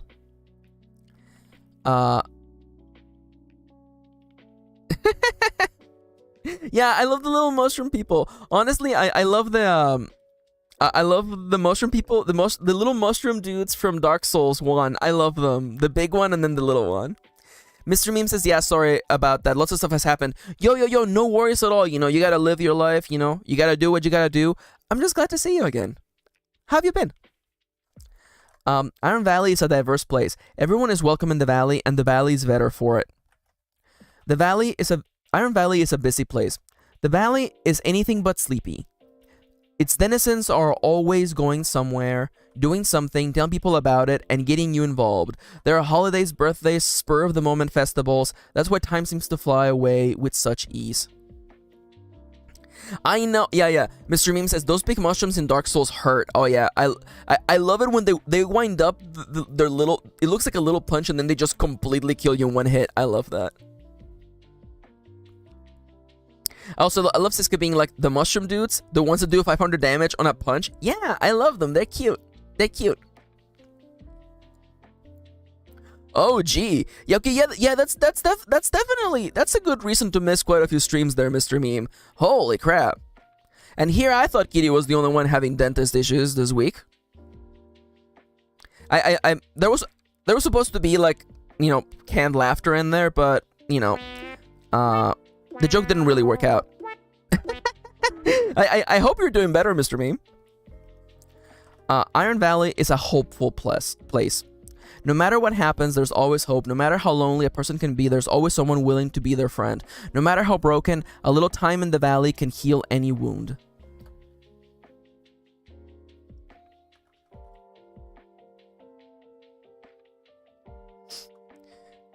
Yeah, I definitely agree that sounds like a, you know, you don't have to share if you don't feel like sharing, Mr. Meme, but definitely, like, man, that sounds like a rough time, not gonna lie. Starting promises. In the process of choosing truths, you will be given starting promises. Record these in your character sheet. Then definitely don't record them in the freaking promise journal. There's no promise journal. None. The number in parentheses, such as 6, represents how many progress boxes to draw. So, for instance, the starting quest, Learn the Town's Past 6, would require you to draw 6 boxes. Now, let's see. Okay, this is a great time to just, like, there you go. Let me just, extra line break, there we go. That looks perfect. World truths. Select your truth from each category on one of 3 ways. 1. You know what? This should be a list. This should absolutely be a list.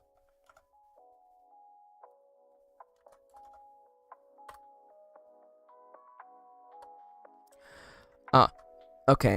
I feel kind of...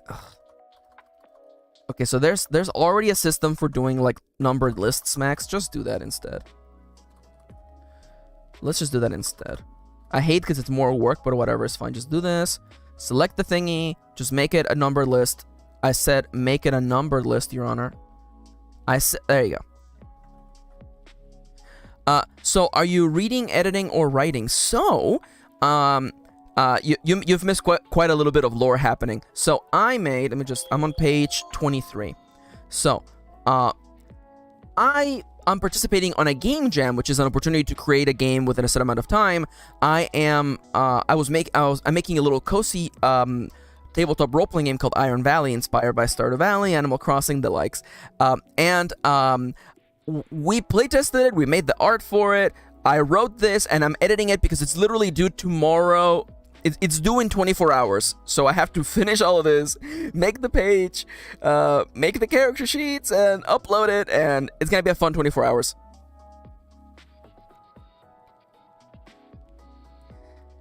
Dale, there's nothing wrong with the color pink, you know? Pink is a lovely color. I would know because I like pink. Nothing wrong with wearing a little bit of pink. Oh, yeah! Oh, you love Stardew Valley? I'm happy to hear that. I love Stardew Valley as well. So yeah, that's one of the main inspirations for this game. You know, I wanted to make a cozy game, a cozy role-playing game like Dungeons & Dragons, but instead of fighting monsters and walking into people's homes and killing them, instead you're just playing a game about fulfilling promises. You know, you could grow crops, you could make friends, you could, you know, complete the town museum, or just do quests for people, you know? Just an adorable little game you can also play completely by yourself.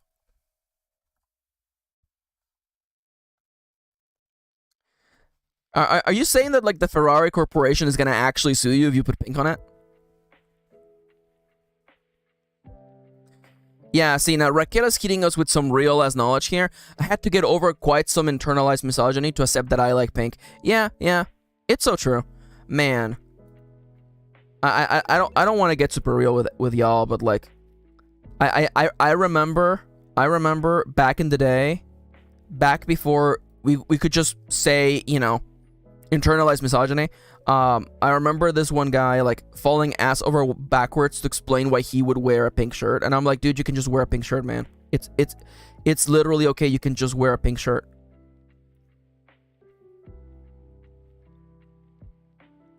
Oh no, there's a line break. Oh no, I hate this. Okay, I actually hate this. There's a freaking line break. That's good enough. Okay. So it's literally D&D but without the journey, or you just live life as a character. So, let me clarify this a little bit more. Especially, by the way, we're on break, by the way. Everybody take a chance to hydrate, by the way. So,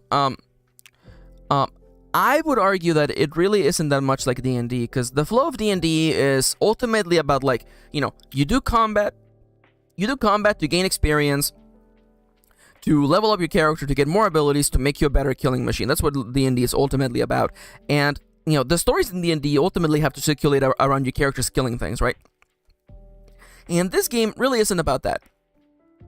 Ultimately, the quests in this game, they're called promises, and they're all player-driven, right? You give yourself promises. You know, if you decide, hey, I want to find out what happened to this character's past, so you can make that a promise, and you can actively seek to learn what happened to them and maybe help them get over something. You can have a quest just literally be build a house, and you can literally go through the quest and envision how you go about building a house. You know, do you go and chop down trees? Do you go buy materials? Do you go hire a builder? Do you build it yourself?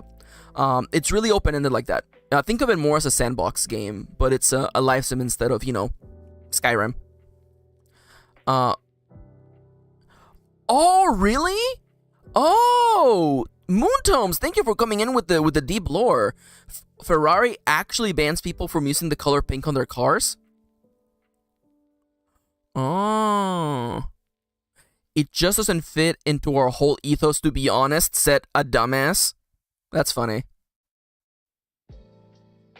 That is so interesting. Wow, I had no idea.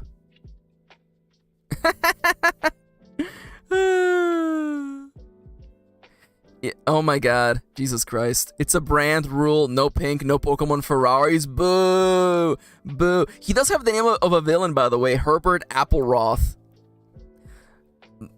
Herbert Appleroth sounds like the guy who, like, he's the antagonist for half of the role-playing game until, like, the experiment to reincarnate the evil Dark Lord, like, kills him, and now you actually have to fight the real bad guy. He's not even, like, a real villain. Kitties is back. Apples and I were bonding over how bad our previous partners are and how good our current partners are. Yo, that's lovely. Is your current partner cool? No pink, huh? Lifts a box of pink spray paint. Hey, Sodernia, don't you think I didn't see you? Hi there. Greetings. So nice to see you. Oh my god. That mouse used to have a Nyan Cat Ferrari, but the badges were changed to a different spelling. Yeah, okay, so he had to get the things out. That's so silly. Oh my god. Oh no. Let me teach you a good brand rule to counter the stupid one. Canon, the camera manufacturer, will never work on anything for the military. Let's go! I love that. I love that.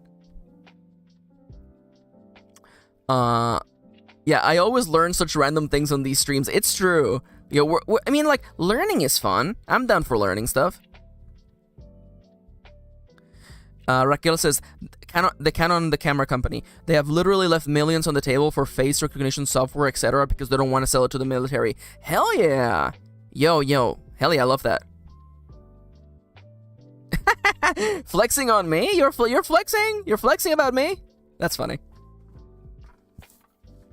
Whoops, sorry, I bumped the mic. I bumped the mic because I'm stretching. Are you stretching? Are you getting up and stretching your limbs a little bit? Whether you're doing laundry or participating in virtual card racings, you know, take a chance to, you know, stretch your limbs in between races. Kendra says, I was stretching. Are you telepathic? Oh, I just know. Well, Kendra, now you're family, you know? It's true, though. Yeah, we do learn a lot of things. And Mr. Meme is not wrong, by the way. Learning is fun when it's not a requirement. That is fair. Yo, the laundry's done. Good job, Raquel. Yeah, so Kendra wanted to get on, needed a Nintendo Switch online account. So, Plakesworth, my brother, adopted Kendra. So, Kendra's now family, by the way. And when you're here, you're family. Yeah, so you know. And by the way, I'm gonna let you know, by the way, because I know, you know, Kendra's here in the chat. We have to roast Kendra a little bit. So, you know, Kendra was joking about, like, Plakesworth now being, like, Kendra's parent. And I joked. I didn't say it in chat because I didn't want to blast Kendra, but now I'm going to say it in a public space instead. And I'm like, well, see, it's good because Plague, as your parent, Plague actually knows you're trans, so you don't have to, like, beat around the bush.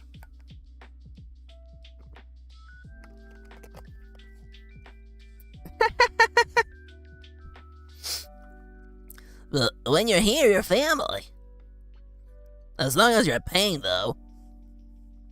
I'm waiting for Kendra to catch up. Kendra's probably on the floor, reeling from that burn. That's what I thought, yeah.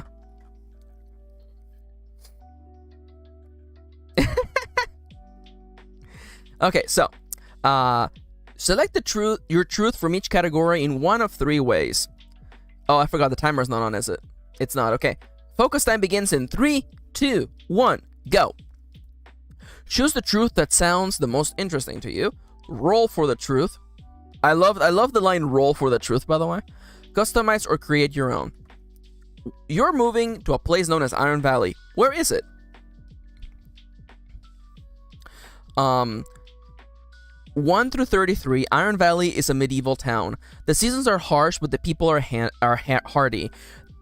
They gather by the warmth of the hearth and share stories. People build their houses out of wood and stone, find comfort in candlelight, and look to the stars for guidance. Some believe there's a spirit looking after the town, and they may be right. Starting promise, learn about this town's spirit. 6.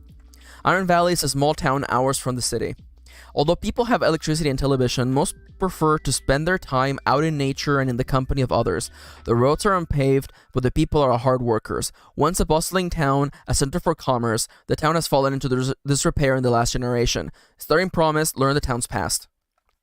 Jinxie says, gotta go for now, so bye everybody. No worries, Jinxie, thank you so much for coming. It's always lovely to see you. I hope you have a lovely day. I'm gonna load you into the cannon now, okay? Bye-bye, Jinxie. So long, Bowser. And there they go. Iron Valley is an arcology built on a garden planet. People from all over the galaxy come to look at the natural wonder surrounding this domed community, though only the most adventurous stay. The people of this place seek to live in balance with nature, putting the needs of the ecosystem before anything else.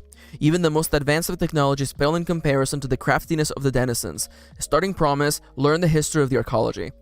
What kinds of people live in Iron Valley? 1 through 33, there's a myriad of fantastical ancestries coexisting in peace. Iron Valley is home to everything from the troublemaking humans to the industrious dwarves to the misunderstood vampires and the nicer than you would think zombies. Everyone is just trying to make the best out of their limited time on this wonderful world. When creating townies, roll in the fantastical ancestry stable. There's every kind of animal in this town. Much like a fairy tale, this town is host to hard-working animal peoples who usually get up early in the morning and don't quit until it's time for supper. All animals get along, save for maybe some arguments as to which kind of soup is best. When creating townies, roll in the animal species oracle. Oh, I should have page numbers here. I should have page numbers here. Oh, I hate that I have to do this. It's just to make the book better. Okay. Humans. For better or worse, everyone living in Iron Valley and the world happens to be human. That's not to say humans are not interesting creatures. They come in all shapes, colors, sizes, and personalities. They tend to cause more trouble than they know what to do with, but at the end of the day, they mean well. When creating townies, they might all be human. So Raquel is already coming in blazing, basically pulling out a gun and being like, choose. Okay, let me ask you the controversial question. Which kind of soup is best? Now, Moontum's already said carrot. Dale hit us with minestrone. I'm a big fan of like a nice like potato soup. Yeah, potato soup or tomka. Tomka is very good. Tomka is like incredibly powerful. Just like the little like citrusy flavor plus the coconut milk. Kendra update, the world is an ending. That's good. Is there magic in the world of Iron Valley? Magic is commonplace here. Magic is so normalized that most parents send their kids to train under a magic user as though any other tutor. There's magic in everything, from potions to rings and even hand tools. All one needs to make an axe magical is the right materials and maybe an incantation or two. Siska says wrong. The best kind of soup is the soup you have with your loved ones. Wow.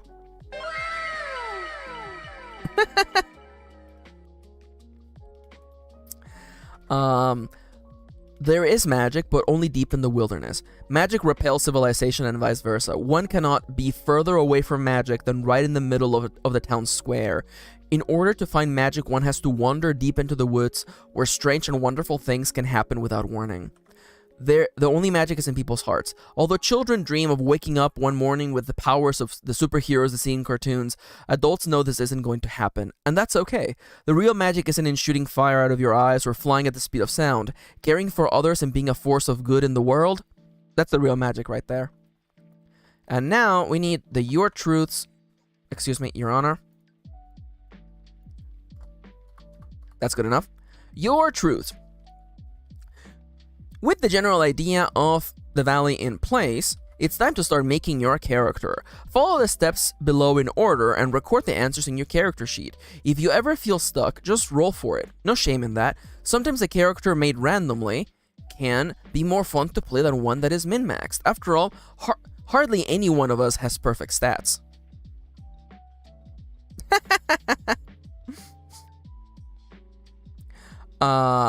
Now Dale's asking, what is everyone's favorite brand of coffee? Honestly, like, I just love coffee in general. You know, I mean, aside from like the really generic, like cheap stuff, you know, like I don't want to say Folgers or like Mexico's Nescafe. You know, other than like that really cheap, crappy stuff, like anything else is pretty good. Irina says the real magic was the friends we met along the way. By the way, I saw that. That's so cute. And Muntums immediately answered, "No coffee, not allowed." You know, honestly, I feel like partially the reason why Muntums is just so successful and has achieved so much in their thousands of years of living on this earth is because they don't have time for caffeine, honestly.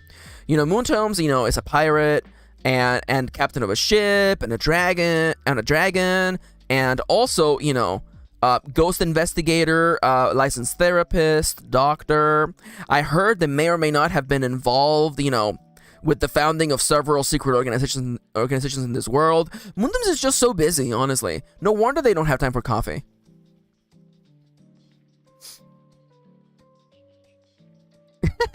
Okay, Chips, for a hot second, I thought you were about to catch me in one of those These Nuts jokes. I'm like, Dean's Beans?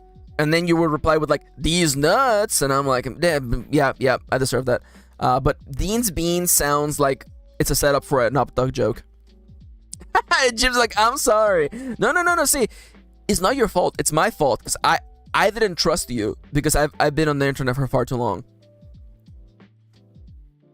Yo, yeah. Coffee drinks Muntums for energy. I love that. Coffee these nuts. Coffee these beans. There you go. Thank you, Kitty. All right. What is your name? Pick a name or roll for it in the name's oracle. Oh my god. I hate... And I can't even fix this yet because I haven't finished everything. Iron Valley is such a small community, you don't need to worry about your last name. No one will ever call you by your last name here. No one will ever call you by your last name here.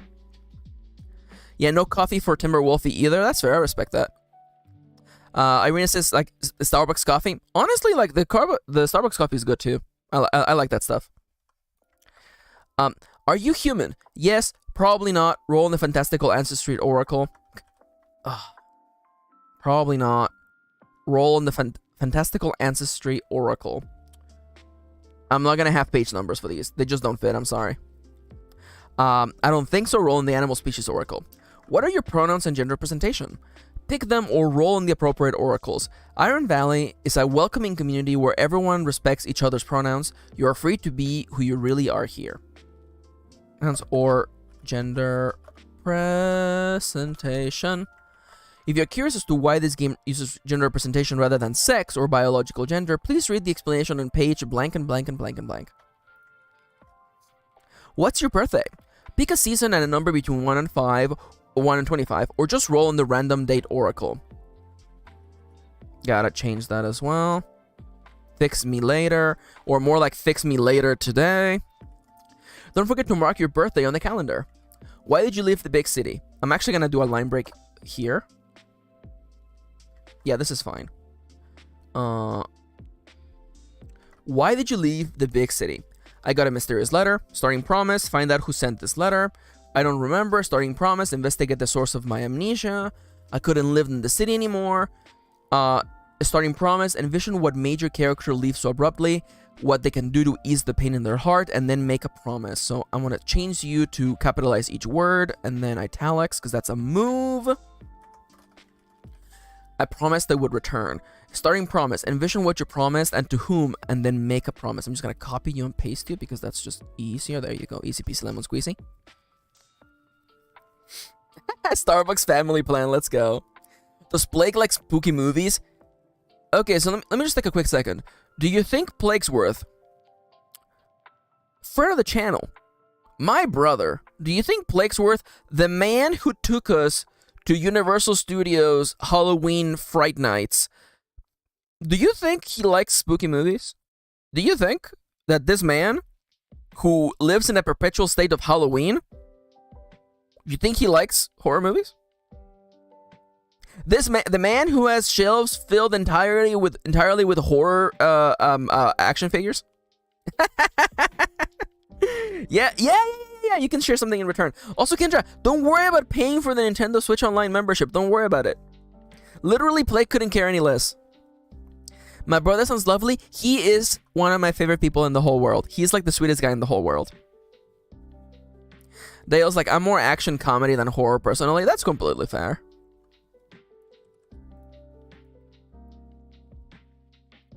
Again, to each their own. I'm not a big fan of horror movies either, but I'm down for whatever.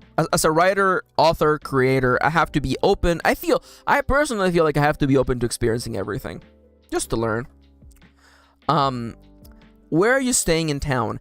I inherited an old farmhouse from a relative. It's starting promise. Fix the old farmhouse. I'm buying a house from a very trustworthy person. Can I insert the raccoon emoji? Would that be funny? No, okay. It's starting promise. Get a job to get a job to pay the bills.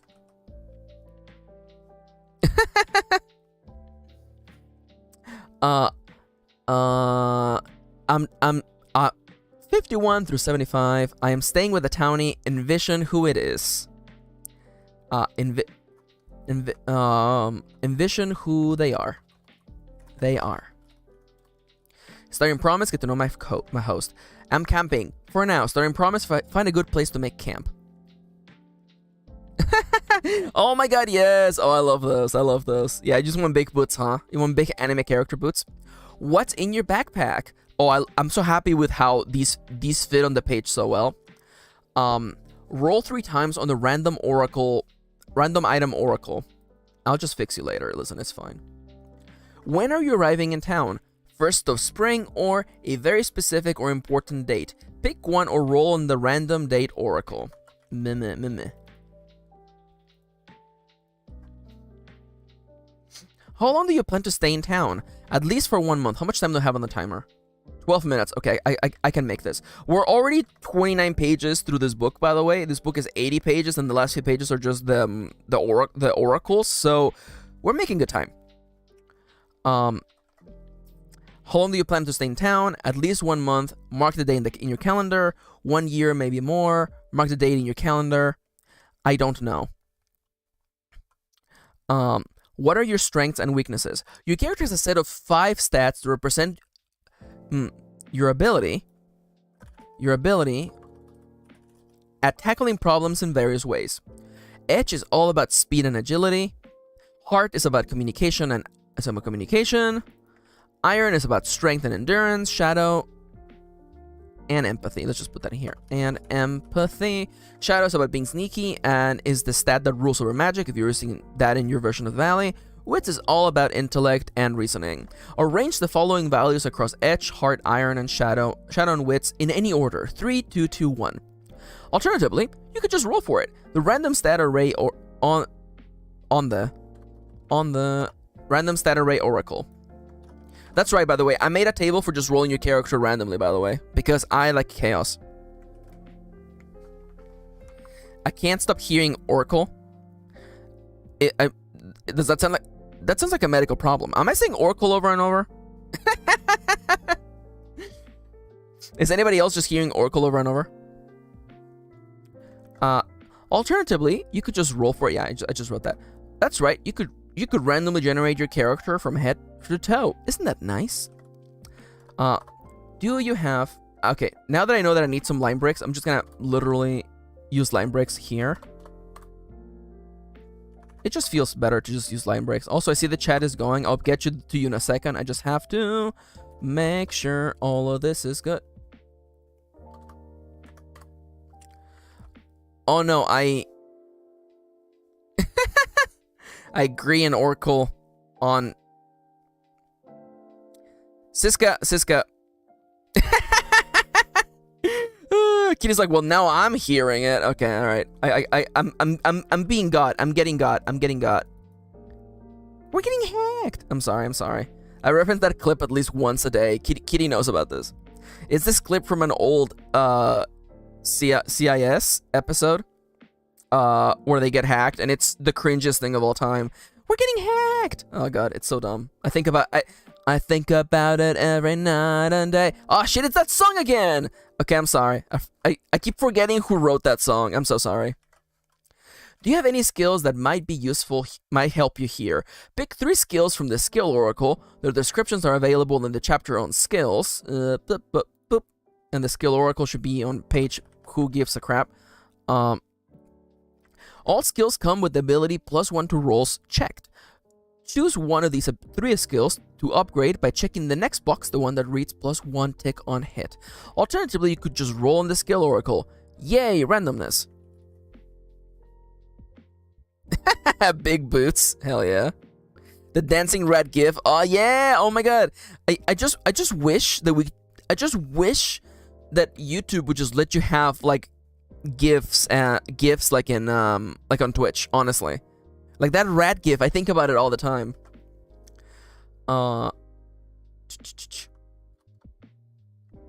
Your new life is about to begin.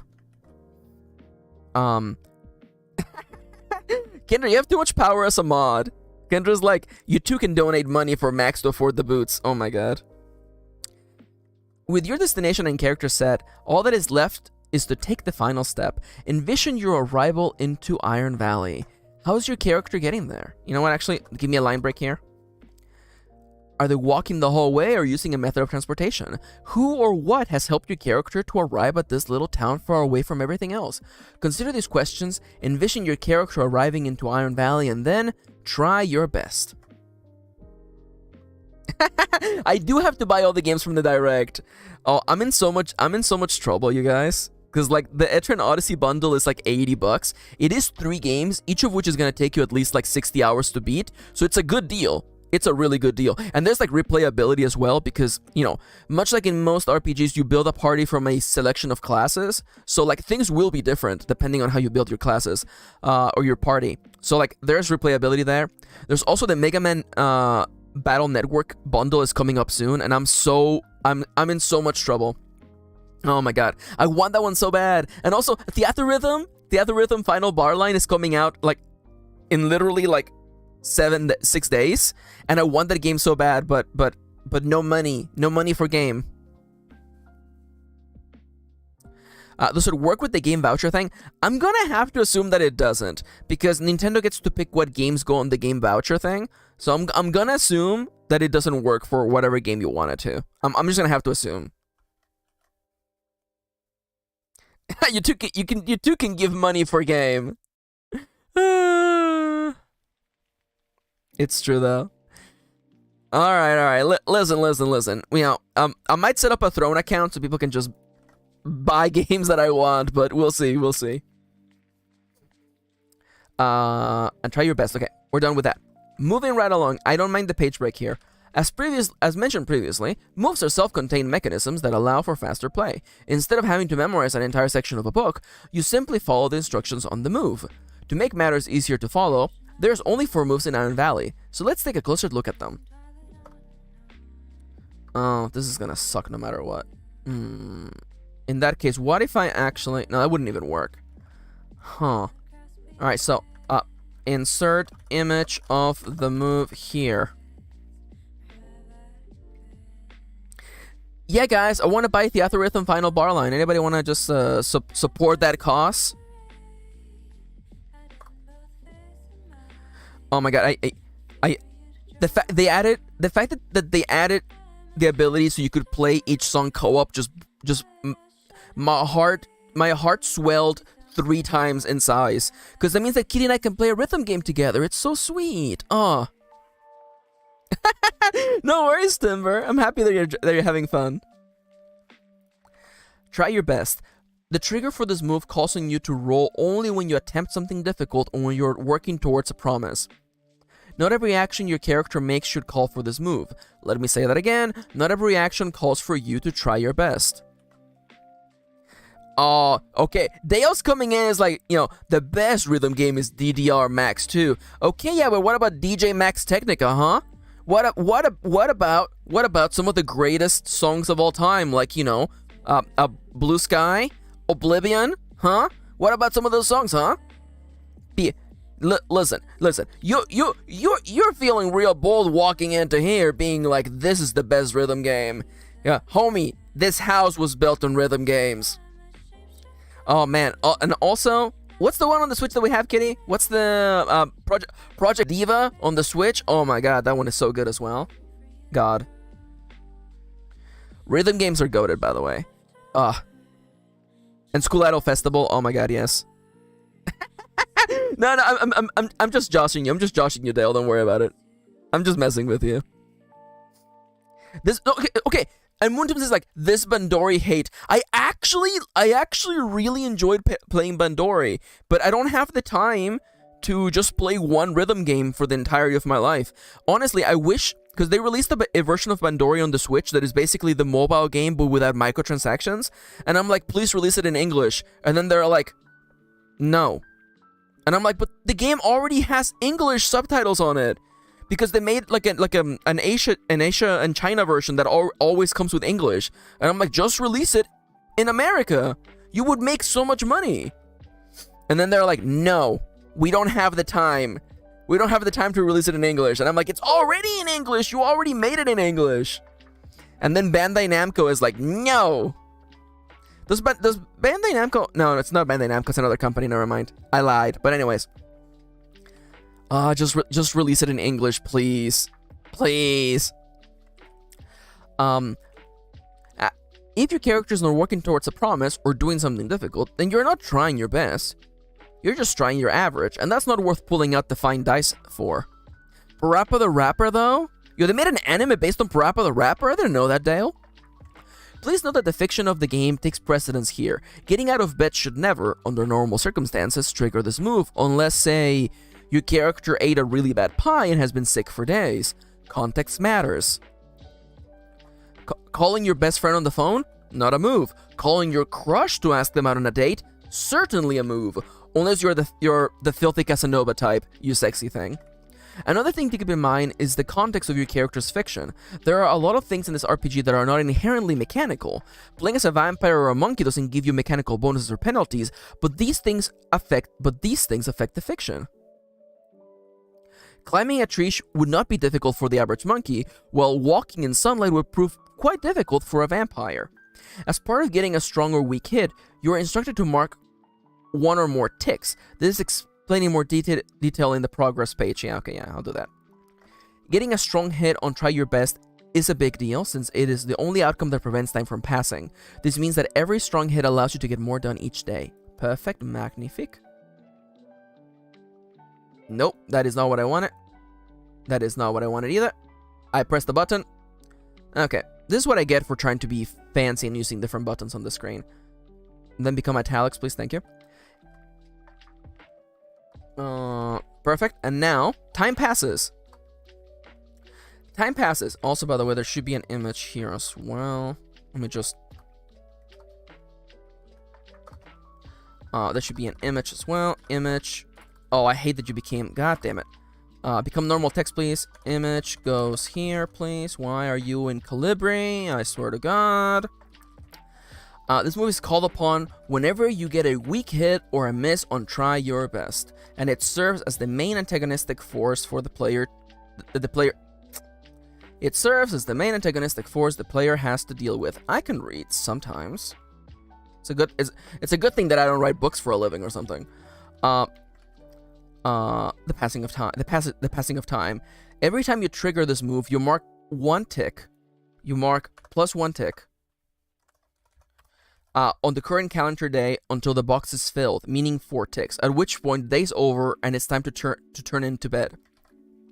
Marking the 4th tick in a day doesn't mean your character falls down exhausted and passes out. At least it shouldn't normally mean that. Take this chance as an opportunity to envision how your character wraps up their day. Nothing like a little vignette to wrap things up. I feel like that needs a little... Nothing like a little vignette to wrap things up. Although Iron Valley is not a journaling RPG, you can still incorporate journaling elements by recording the events of the day. This is especially effective because days will fly by as you play, so you will find yourself creating a record of your character's life in Iron Valley, something that you can look back on later. I should go, says Siska. Good luck, Max. Remember, you're beautiful. Aw, thank you, Siska. You are beautiful. You're beautiful. I hope you have a lovely night wherever you are. I think you're in Germany, actually. Nonetheless, I hope you have a lovely night over there. Take care, and I hope you have a lovely day tomorrow. I'm loading into the cannon now. Bye-bye. So long, Bowser. Alright, and now we're on break. I'm actually gonna get up. I need to go get some more water. So I want everyone really quickly. I'm asking you very nicely. Please do not partake in anarchy while I'm away, not looking at the chat. Please do not do anarchy. Do not start a riot in chat. I implore you. Be very nice to one another. Don't start fights. Am I gonna buy just a bunch of pine trees? Let's go.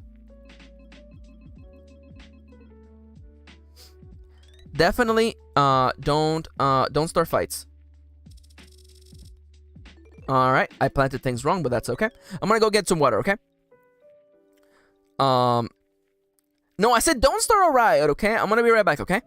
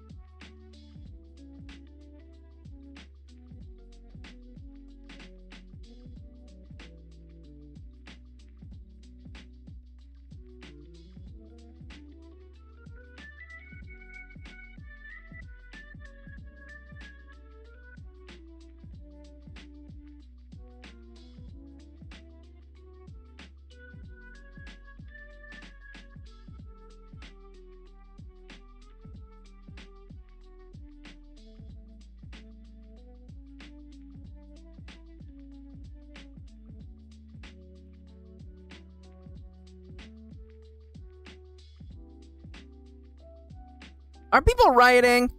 Are y'all rioting on my stream? I swear to God, you're all rioting. First off, I see that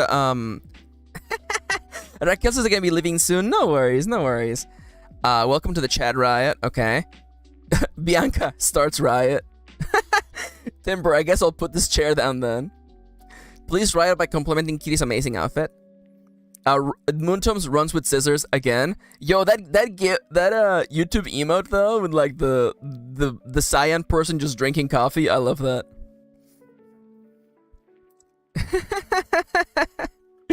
Welcome back. The music is playing. I have more water, though I have not yet drank from my water. So one of the issues with this book, by the way, again, I love the book that I wrote. I feel like this is a lovely RPG, but you know, the section of me explaining skills is literally like 20 pages long, so I'm not excited for that. Nonetheless, onwards we go. We charge boldly into the unknown. Sorry, the music was really quiet, and I'm like, why? Why is it quiet? Also, by the way, chat, if you can hear me, can you all tell me, be honest, okay? How do you feel about the chat setup, okay? I recognize that it is kind of taking a lot of screen space. I could make it smaller. I could make it narrower. How have you guys enjoyed being able to see the chat on the screen? Maybe I should just make it a little narrower, maybe? Thoughts? If you can hear me, that is. I assume, let me see. No drop frames. Everything is fine, so. I'm gonna wait to see what chat thinks. Maybe a little narrower, yeah.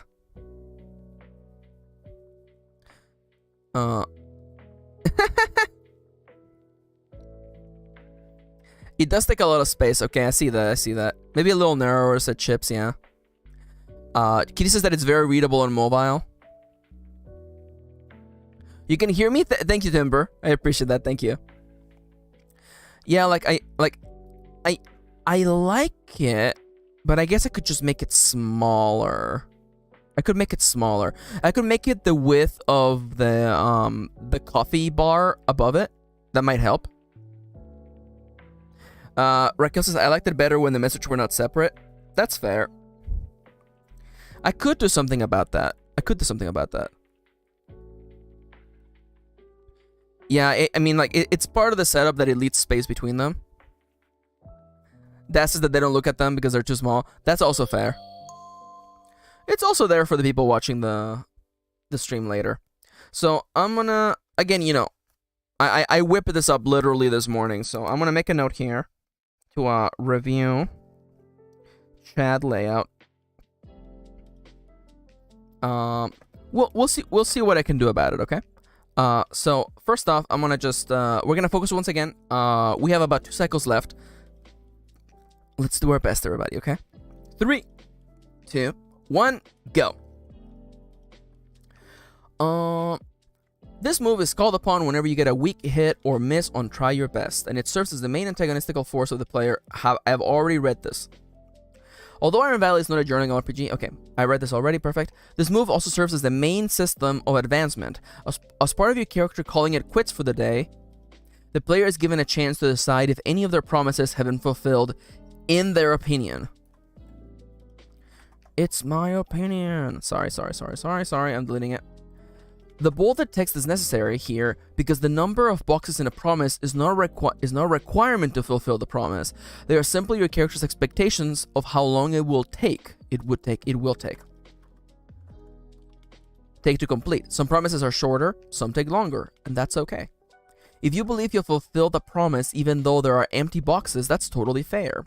Gain satisfaction equal to the number of completely filled boxes and pat yourself on the back. If you have completed every box in your promise but you have not fulfilled it yet, then keep drawing boxes. Sometimes things take longer than expected. Remember that the key... I thought there were 2 spaces there. The key to promises is whether your character feels that they have or have not fulfilled promises satisfactorily. If you promised to help a sick friend and they got better sooner than expected, you might feel like you fulfilled the promise even though you only filled 1 box at most, and that's okay. If you promise to find the lost ring, and even after 10 full boxes, you're still looking for the ring, then you might not have fulfilled the promise. Not yet, at least. Keep drawing boxes. For more information on how to spend satisfaction or skills, read blah blah blah blah blah blah blah. Read. Just highlight this whole passage. I'll fix it later. Make a promise. You should probably be a new page. I'm not gonna lie. Just make you a new page. Lastly, but by no means least, is the breadwinner of our small move family. That's actually not true. Is the breadwinner of a small move family. Make a promise. Make a promise is the move you'll be making whenever you commit to helping someone, including yourself. One thing to mention about this move, much like an earlier conversation on time passes,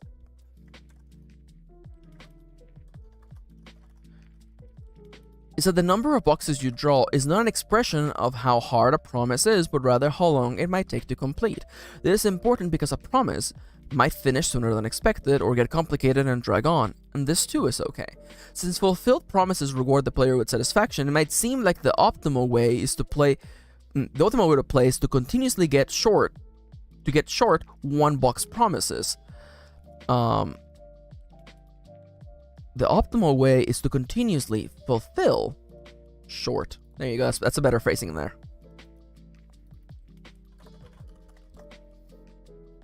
Yo, Raquel says my partner just came home and he gifted me 2 new Squishmallows. Yo, let's go. Pog.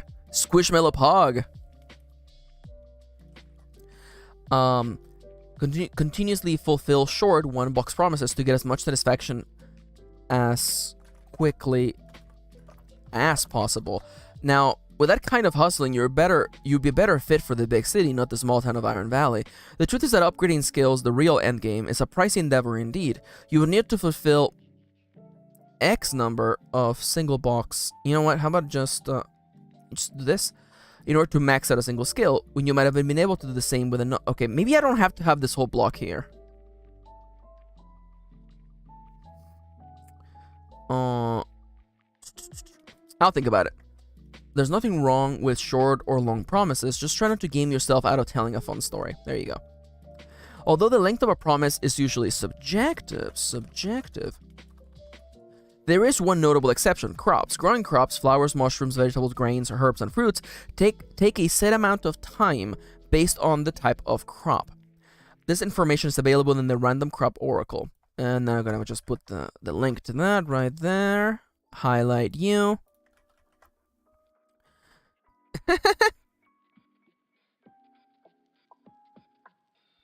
Did I miss something in chat there, Moontoms?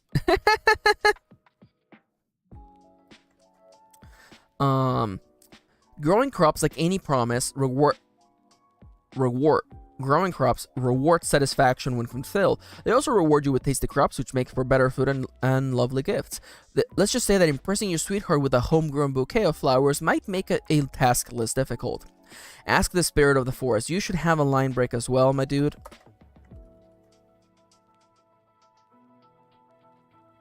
Oh! Did it work?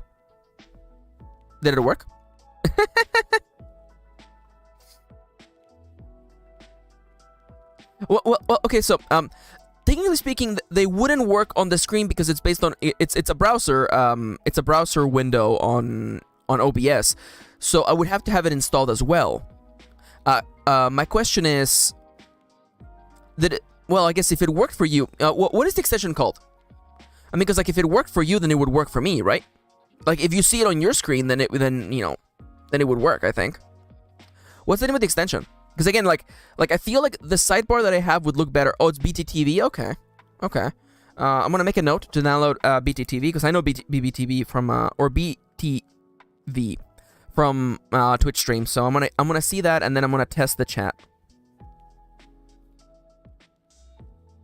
It's a little doggy. I thought you said a little dodgy, and I'm like, wait, what emote is a little Z? Little C emote. Do I know which one this is? Oh yeah. It's Frankercy. Okay, yeah. I'm like, oh yeah, I know this meme. Also, this should not be like this. I don't know why you exist this way. You were giving Mika a treat? Hell yeah. Mika's so lovely. Go with your instinct. Wait a minute. Oh no, I need to write more for this section. No! Okay.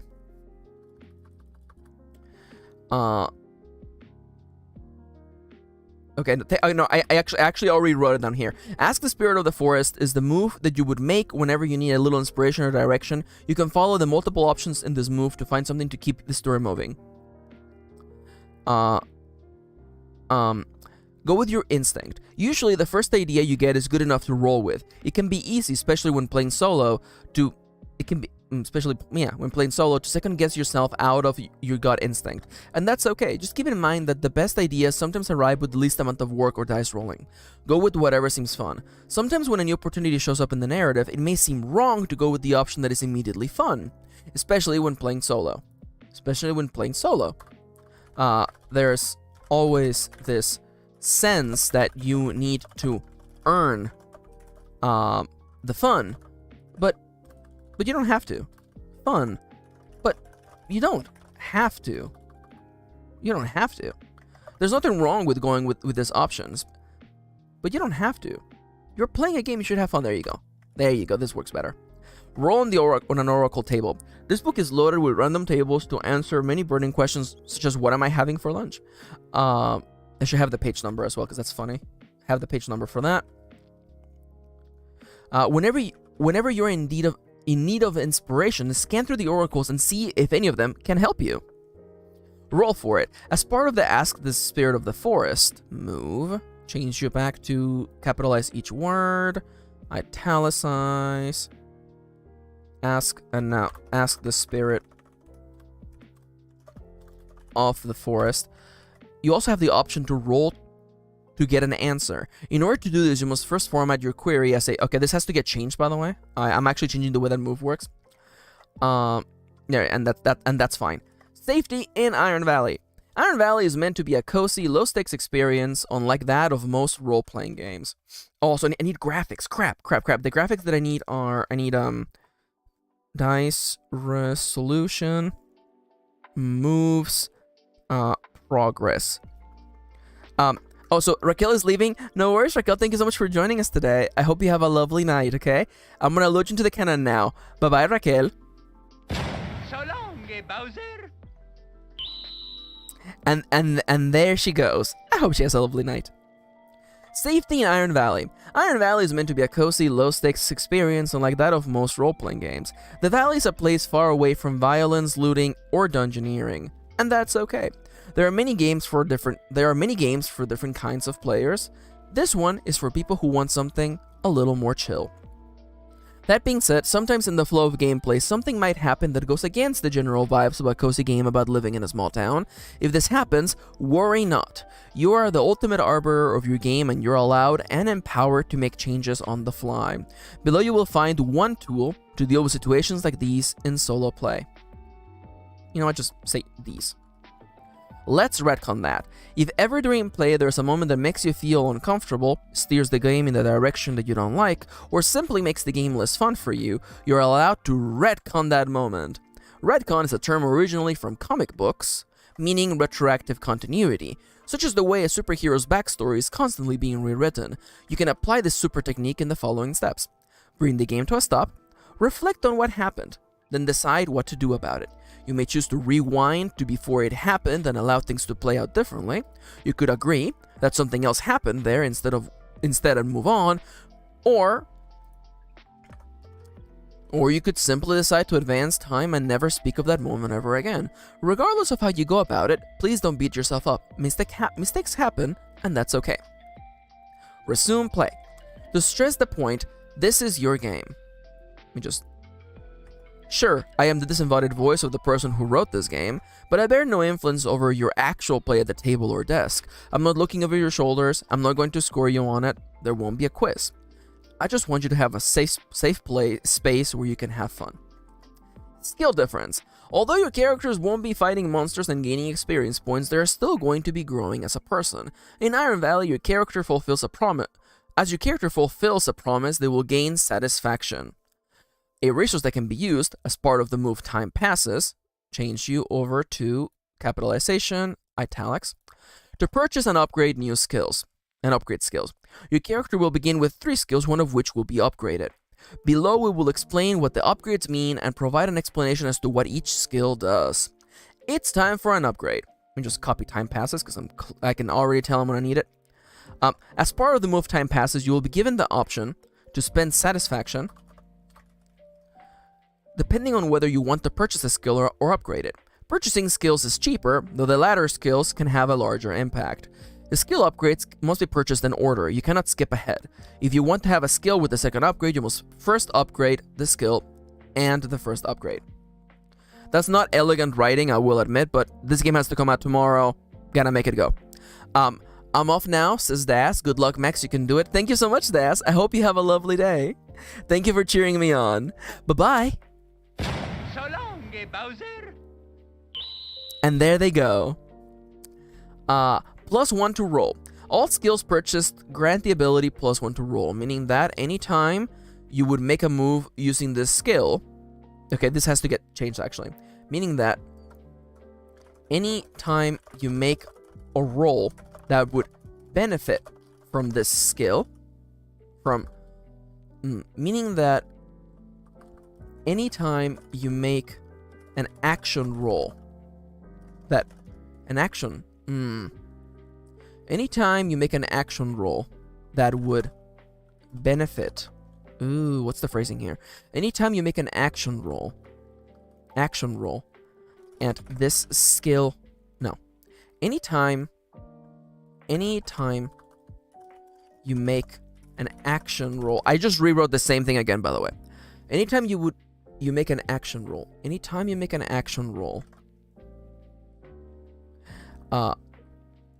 which means that if you are rolling, if this skill would be helpful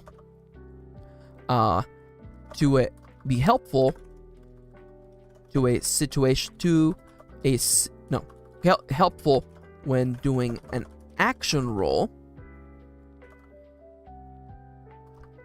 you get to add +1 to your action score. Let's just do that. Purchasing a skill costs 2 satisfaction. +1 tick on hit. Purchasing this skill upgrades the first upgrade gives the skill the +1 tick ability, meaning that whenever you get a weak hit or a strong hit on a move, you may mark 1 additional tick on the promise you are working on. Purchasing the first upgrade costs 3 satisfaction. Time only passes on a miss. Purchasing the second and final upgrade to a skill gives it the time passes only on a miss ability, meaning that you only trigger the move time passes when scoring a miss. I know it's actually really simple, but you kind of still have to just spell it out for people. Purchasing the second upgrade costs 5 satisfaction, so it's 10 points to completely max out a skill. I should write that down because I need to reference that later. 10 satis per max skill. Man, I love writing notes by hand. It helps so much.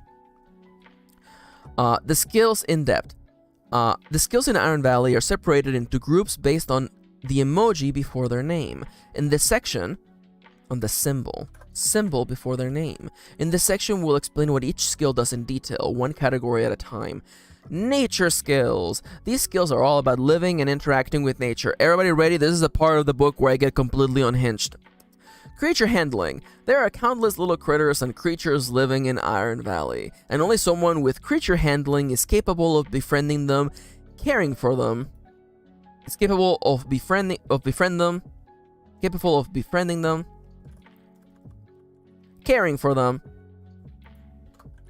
and maybe even riding them if they are big enough. Farming. This skill encompasses all elements of farm life, from hoeing to sowing to watering and harvesting. If it's got something to do with crops, it's most likely farming. Fishing. Oh yeah, it's true. So Fifi says, "Oh, Gabby in a chef's suit, it's so cute." Yes, thank you. Yeah. You know, I had a lot of fun making the art pieces. And again, I like Gabby just being like, "Yes, I'm a chef now." It's really changed my perspective. Where was I? Fishing. This skill encompasses everything from knowing about fish and aquatic life to the handling of bait and, of course, the act of fishing using rod, spear, or any kind of tool. Foraging. The wilderness surrounding Iron Valley is full to the brim with berries, mushrooms, and all kinds of medicinal herbs. Scavenging around for food or building materials all falls under this skill. Hunt. People in the valley love hunting for bugs and other small creatures. Hunting game may be common in some versions of the valley, though most of the time this skill will be put to use tracking and capturing little critters. Mining. Iron Valley gained its name and notoriety as a mining town back in the day. Although the mines are no longer in operation, there are plenty of good rock, gems, and ore to be gained from the mountain using this skill. You're working so hard, Max. You're doing great. Thank you, Timber. I really appreciate that. Writing. In some versions of the valley... Oh, crap. Befriending and caring for them. I forgot that there was a writing skill.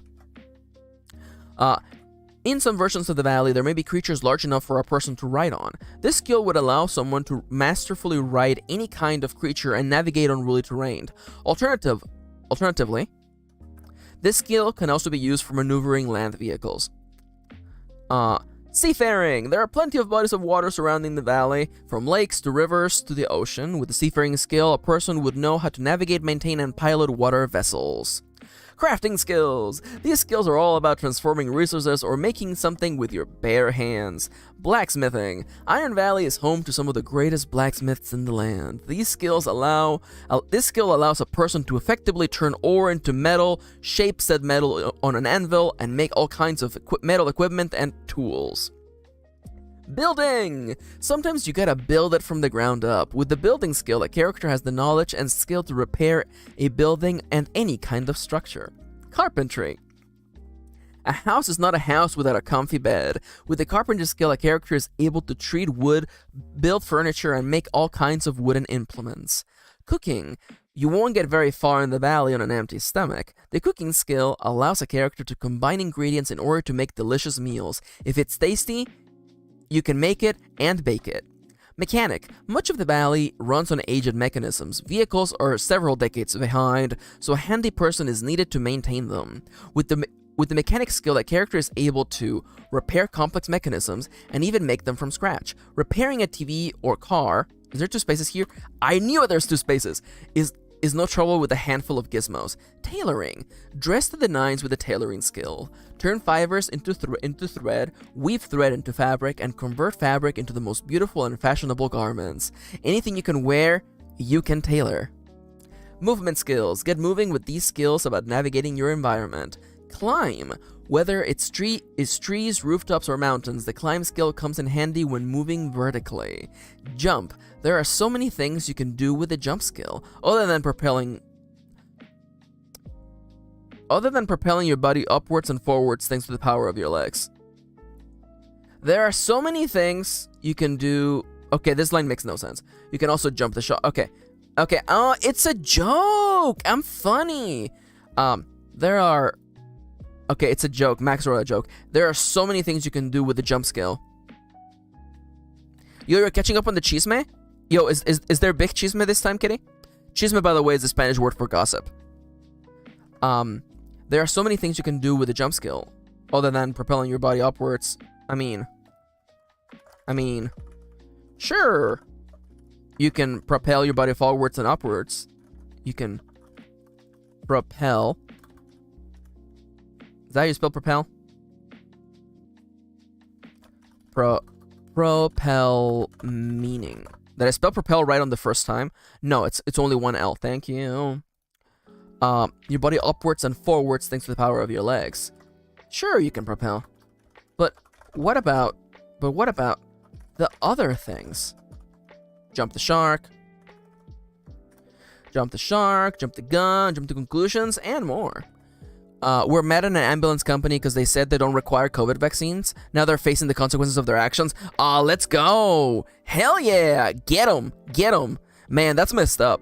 Especially an ambulance company. Man, that's messed up. I'm happy that they're getting their comeuppance for sure. Swim. If you intend to get any further than the kiddie side of the pool, you will need the swim skill. Also, diving is part of this skill. They say there is treasure to be found in the ocean surrounding the valley.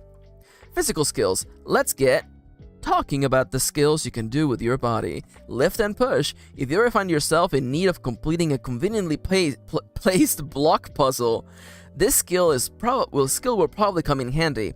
Also, if you're helping someone move. Couches can be very heavy. Wait a minute.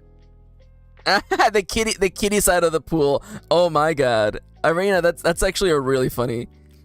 I'm not gonna put that joke in there because that whole section is already a joke, but I love that. The kitty side of the pool. Shoot. The shoot skill is all about knowing where to aim and shoot all kinds of projectile-based tools. We're talking anything from a bow to a blowgun to a sling to a paper airplane. If you gotta aim it, you're most likely using the shoot skill. Strike. Although the people of the valley try to never use violence to solve a problem, there are times when trouble finds you. If you were ever in the sorry situation of having to defend yourself using a melee weapon or tool, you would be making use of the strike skill. Throw. This skill is all about sending an object far away using incredible force. If you are worried about accuracy, you'll probably be using shoot. Throw is all about making something, is about sending something as hard as you can, or as some people may say, yeeting. That's a joke. Wrestle. Once again, violence is seldom the answer in the valley, but sometimes your bestie has had a little too much to drink and you gotta make sure they get into bed. They get into bed. Whether it be a cuddle or dealing with an overexcited pet, the wrestling move is a must. Oh, that's true, yeah. I actually do like striking a piñata, actually. So if you're ever in a situation to have to defend yourself, alternatively, swinging at a piñata. Swinging at a... Oh, I have to use the... Okay, I was about to like get really angry. Not at you. It's just that when making ebooks, special characters like the Enye require special coding. Yeah, so, okay, yeah, Kitty knows. Thankfully, I'm not making this into an ebook, so it's fine. I just copy and paste the Enye. But my brain, I'm just so used to making ebooks that I'm just like, oh crap, I gotta code the Enye. Alternatively, swinging at a piñata. Social skills. Communication is key to all relationships in the valley and everywhere else. Barter. Let's make a trade. Whether you're selling your crops or trying to get a good deal on that used sofa, you're going to need to use the barter skill. Flirt. Some people think they are good at flirting, but their character sheets say otherwise. If you're trying to entice someone else with sweet words and good company, then you're most likely using the flirt skill. Go out there and date everyone. Inquire. If you're the curious type, then you'll love to the inquire skill. It's all about asking questions, being nosy, and getting answers out of people. Just try not to be a big creep while doing it. Everything, even interrogating your neighbors, in moderation. Oh, do everything. Do everything. Even interrogating your neighbors in moderation. Performance. The people of the valley love art. Whether you are dancing, singing, or reciting a poem, there's always going to be a crowd willing to toss a few coins into your hat. Whether you actually get the coins or not depends on your performance skill. Public speaking. Everyone's worst nightmare, now in skill form. Using the public speaking skill, you will be able to rally people to your cause, help them empathize with your point of view, and more. For more reading, check out How to Make Friends and Sway Opinions Using the Public Speaking Skill. That's a joke. Intellectual skills. Oh, Alexa has been lurking. Hello, Alexa. Welcome. I know I'm supposed to. Okay, Kitty says that I'm on break. I'm gonna go on break. Everyone get up, stretch. You know what to do. Stretch. Stretch your limbs. Drink some water. How's everyone? Asks Alexa. I'm doing good. Making big progress. We're in page 47 out of 81 of this book. It's due tomorrow. There's a lot of things that need to happen. I'm a little worried, but we'll see.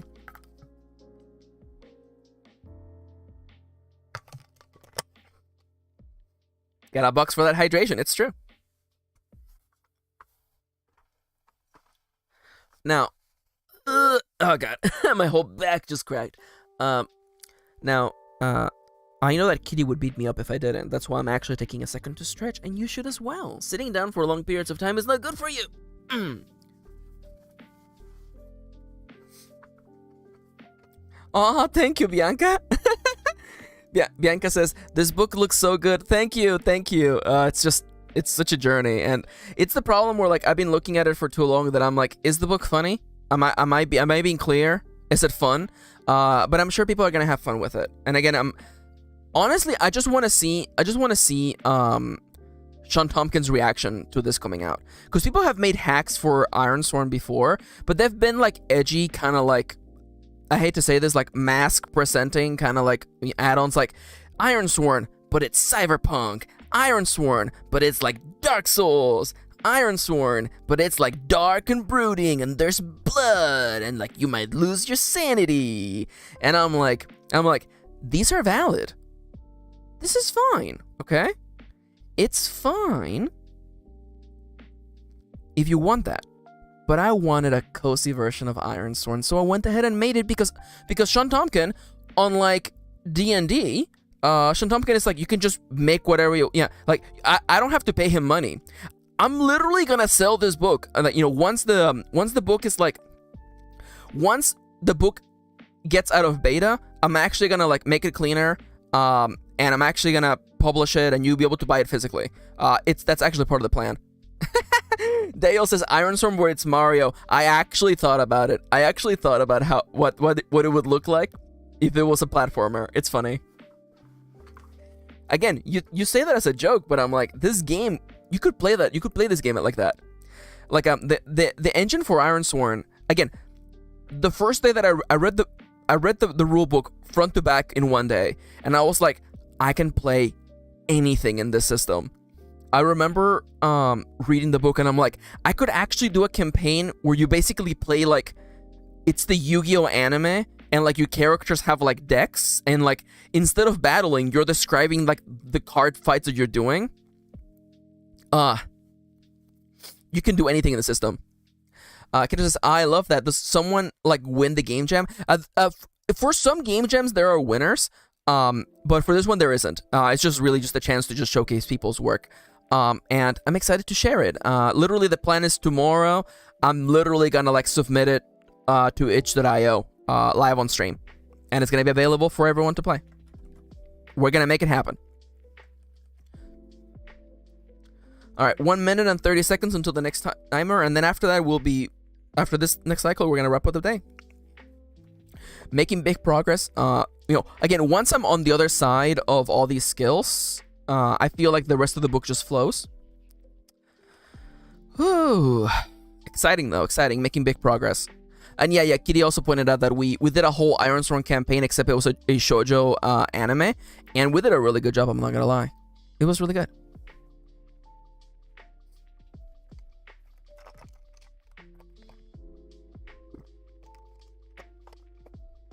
All right, just one more productivity cycle. One more chance to focus, and then we'll go in. Intellectual, then naughty, then magical skills, and then we'll be on the other side. Thank you, Timber. Timber says, you can do it, Max. Thank you. Thank you. Okay. 25 seconds. I'm gonna start reading real quick. These are for the smarty pants out there.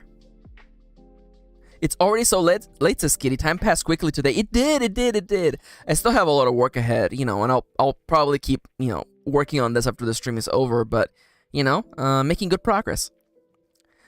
These are for the smarty pants out there, smarting it up 24/7. Let's go. Academics. This is the smartest out of all the smarty pants skills. Everything that can be learned from a book is part of academics.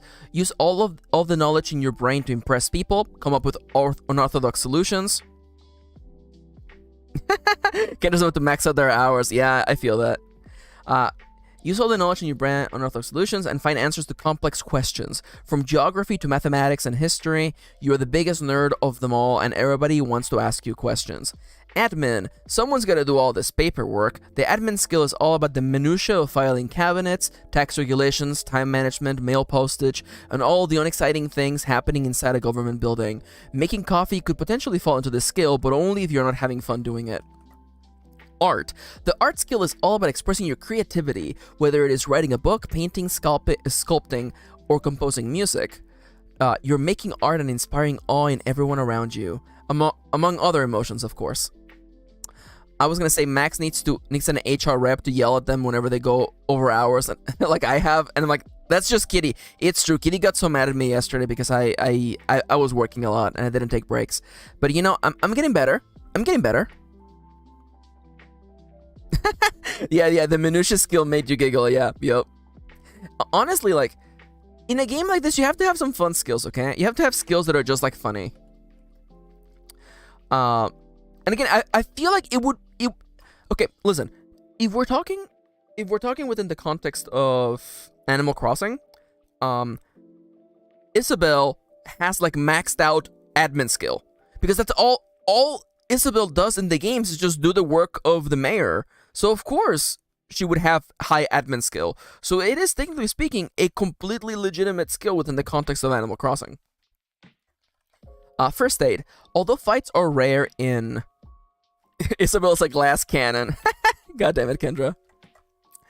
Although fights are rare in the valley, people can still get hurt. Kids can scrape their knee, someone might have a tummy ache. You could even have someone suffering from a especially bad cold. These, among other medical procedures, must be done with by using the first aid skill. Searching. Finding a needle in a haystack is not hard for someone with a searching skill. Whether you're looking for good deals in a yard sale, scanning the horizon for sight of land, or trying to find your keys, searching is the way to go. Science. Every once in a while, small communities like Iron Valley are home to eccentric scientists who are usually absorbed with some experiment. Your name may not be Victor, but if you have the science skill, you know your way around chemistry sets, Tesla coils, and all manners of devices that appear more magical than science. A little Frankenstein reference, of course. Naughty skills. You're gonna have to go on the next page, I'm sorry. Naughty skills. These are the kind of skills that get you grounded for a week, if not more. Lie. Lying is no good, though sometimes you kind of have to. Sometimes you have to hide your true feelings from your crush. Sure, it's a white lie, but it's still a lie nonetheless. Hiding your past from your friends? That's a lie. Even if you don't mean any ill, if you're hiding or keeping information from someone else, you're lying. And you should feel a little bad about it. Kitty isn't the glass cannon, Kitty is the tank. It's true though. Mischief. You are the town's menace. You like to pull pranks, crack rude jokes, and scare people whenever you get a chance. Some people rightfully tell you to quit it, but others see you like the lovable weirdo you are. Your so lucky people in the valley are so darn nice. For a hot second, I thought the music wasn't playing. Sneak. Ever snuck out of your parents' house? Ever tried to make sure you didn't run into an ex at a party? Ever crouched behind a waist-high wall to not be seen by guards? That's the sneak skill, baby. Wait, where did you find that baby? Steal. Put that baby down. Listen, life in the valley is quiet and simple, but every town has at least one petty thief. Someone who picks the pockets of some unfortunate townie only to find nothing but dust bunnies and maybe an old receipt. You're probably not going to make a living taking things from people, stealing things, but I can't stop you. I said put down that baby! That's one of my favorite jokes in the whole book, by the way. Where did you find that baby? Magic skills. Depending on your version of the valley, you may have magic. Here's the most common, or here are, excuse me, Your Honor. Put down the baby. Here are the most common schools of magic you may find during your stay. No, we'll race it like a gremlin. It will be one of us. One of us. One of us. Soupification, the magical craft of turning boring things into soup and tasty things into very tasty soup. Ever had rock soup? It's okay. It beats an empty stomach, that's for sure. Soupification magic is a slow process. Each soup is its own kind of ritual. It's time-consuming, but it makes a darn good stew. Yeah, soupification, it's true, yeah. There is funny types of magics in this book, by the way. Crap, I just realized. So, I forgot that the magic section is actually not alphabetically organized. So, let me just immediately organize this, because it's not alphabeticalized. So, weather goes at the end, because W goes at the end of the alphabet. Weather, no, I guess sun goes after soup. Rock soup can be a thing with a soupification. Yeah, grandma's thumb soup can be real. Yeah, it's true. It's weather magic, soupification. After that would be rainbow magic, I believe. Rainbow magic after that. Rainbow magic. Followed by... Oh, transmutation is after sun magic. I was dreading having to do this because it just messes the entire layout, but it's fine, we'll fix it. Hopefully the link is okay. Grandma's thumb soup. Okay, after that, what comes before R? I think it's M. I think it's moon magic after that. Moon magic is after that. Which leaves... I think after that is definitely L. Which means after that, after L is H? Which is hat tricks. After hat tricks is... After hat tricks is... Wait, hold up. I messed up. There you go. It's hat tricks, then liquid magic. Then it's F, G... Wait. A, B, C, D, E, F, G. I'm sorry. Listen, when you're streaming... The thing you don't realize about streaming is that part of your brain is actually being used up by narrating and speaking to people. Oh, sorry, no, yeah, links don't work, I'm so sorry. Well, what's stone soup? Let me look up stone soup. Stone soup is an European folk story in which hungry strangers convince people of a town to each share a small amount of their food in order to make a meal that everyone enjoys and exists as a moral regarding the value of sharing. Oh, interesting. That's cute. That's adorable, actually.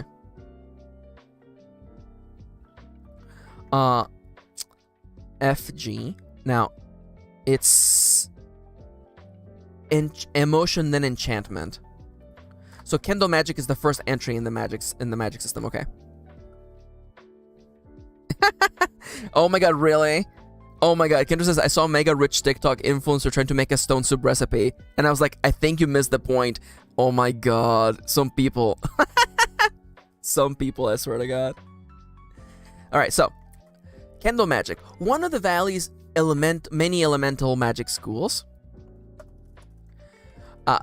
Using Kendo magic, the caster is able to manipulate heat and energy, often in the form of candle-like flames. You could use this magical craft to create a source of light, warm yourself or a friend, start a small fire, or attract a whole lot of moths to you. Emotion magic. The field of magic is in constant flux. There's always something new coming out, but there's no craft as strange as emotion magic. There's the practical side of the craft, which is being able to perceive emotions and the surface thoughts of other people. Then there's the weird stuff. Using emotional magic, you might be able to project your own emotions in the form of tangible force around you. This stuff is very volatile, much like emotions in general, so be careful. Enchantment! Ever wanted winged shoes so you could fly? How about a singing sword that knows all the latest hits? Who am I kidding? There's no use for a singing sword in the valley, but there is a lot you can do with enchantment. This ritualistic craft is able to apply any kind of magical property upon an inanimate object. Just make sure you have the right components. Fortune telling. Many people argue that fortune telling isn't really magic, but people love to argue about everything. Regardless of whether you use tarot cards, dice, or look into cups of green tea, you're able to use fortune telling to gain insight of future events for you and others, as well as see the romantic compatibility of other people. One of those is more important than the other, but I'm not sure which is which. It's kind of an everything soup. I kind of don't like it because I was given the stone as a kid and tricked into trying to break it apart, thinking it was some kind of meat by an adult. Yo! Some people, I swear. Thank you for sharing, though. That's kind of funny. We're not laughing at your trauma, but it's just like, that's funny, you know? Like, you shouldn't trick a child, you know? Listen, I know it's funny as an adult to be like, the kid doesn't know. The kid has no idea I know this trick. But I'm like, at the same time, I'm like, come on. Yeah, that's good. I'm happy to hear that, Citro. Garden magic. In the valley, there's no magic more popular than the garden variety. With garden magic, you would gain the ability to manipulate the soil and the earth, moving rocks with a mere incantation, hoeing without lifting a finger, and more. Adept garden mages are known to make crops grow faster and tastier. Hat tricks. Now, this is what I call magic. Using hat tricks, you would be able to perform entertaining, captivating, and plain old funny feats of magical prowess. Pulling an egg from behind someone's ear? Why not pull an entire chicken? Summon doves at will! These tricks may not be as exciting as turning invisible or starting a fire, but think of just how many handkerchiefs you could pull out of your sleeve. We're talking thousands. Wow. Citra says, I was so young and fully convinced there was a kind of meat that round. That's funny. Oh my god. Kitty says, my childhood trauma was my dad saying the circus was in town. It was a flea treatment tent on a house. That's funny though. That's funny. Liquid magic. This magical school allows the caster to manipulate liquid substances. With liquid magic, you can make the surface of a pond solid enough to walk on, momentarily stop the flow of a river so you could cross, prevent raindrops from falling near you, and more. Please note that this ability is not just limited to bodies of water. Anything liquid-like can be manipulated using liquid magic, such as soup. Just an idea. Your dad still brings it up. That's so silly. Moon magic. Contrary to popular belief, moon magic has more to do with the dark side of the moon, than the one we see most nights. Using moon magic, you would gain the ability to manipulate darkness itself, such as making yourself invisible or obscuring someone's vision. Darkness is a fickle thing, but it means well. There are rumors that adept moon mages can create seemingly bottomless pockets using a handful of darkness. Rainbow magic! Rainbow mages are the most fabulous of them all, and not just because of their magical abilities. Using rainbow magic, you would be able to manipulate the refraction of light in the air in order to create incredible illusions and mirages. These illusions require a lot of concentration, but they could easily trick the average person for a good while. Just keep in mind that you don't actually create light, so make sure you have a source of light handy or are friends with a candle mage. We already read Stupefaction. Sun magic. This is the sportiest school of magic in the valley. Sun magic is all about taking in the strength of light particles and therefore energy. Using sun magic, actually I'm going to just cut it as light particles and light particles from the sun. Using sun magic, you would be able to absorb sunlight in order to empower your body for a short period of time. Run faster, jump higher, blind everyone with your twinkling smile. Just keep in mind that unlike candle mages, you cannot actually create light. Transmutation. Transmutation is to people what enchanting is to objects. Using transmutation, you would be able to change physical properties of a person's body, including your own. Don't like your nose, your hair, or the color of your eyes? Change them. Want to help a friend transition? You rock. As with any other magical crafts though, keep in mind that you will need time and the right materials to make a transmutation happen. Weather magic. Easily the second most popular school of magic in the valley, people would pay good money to make sure it doesn't rain on their parade. As the name might imply, someone wielding weather magic is able to manipulate air, moisture, and atmospheric pressure, allowing them to clear the sky, summon rain, thunder, and more. Your custom skill here.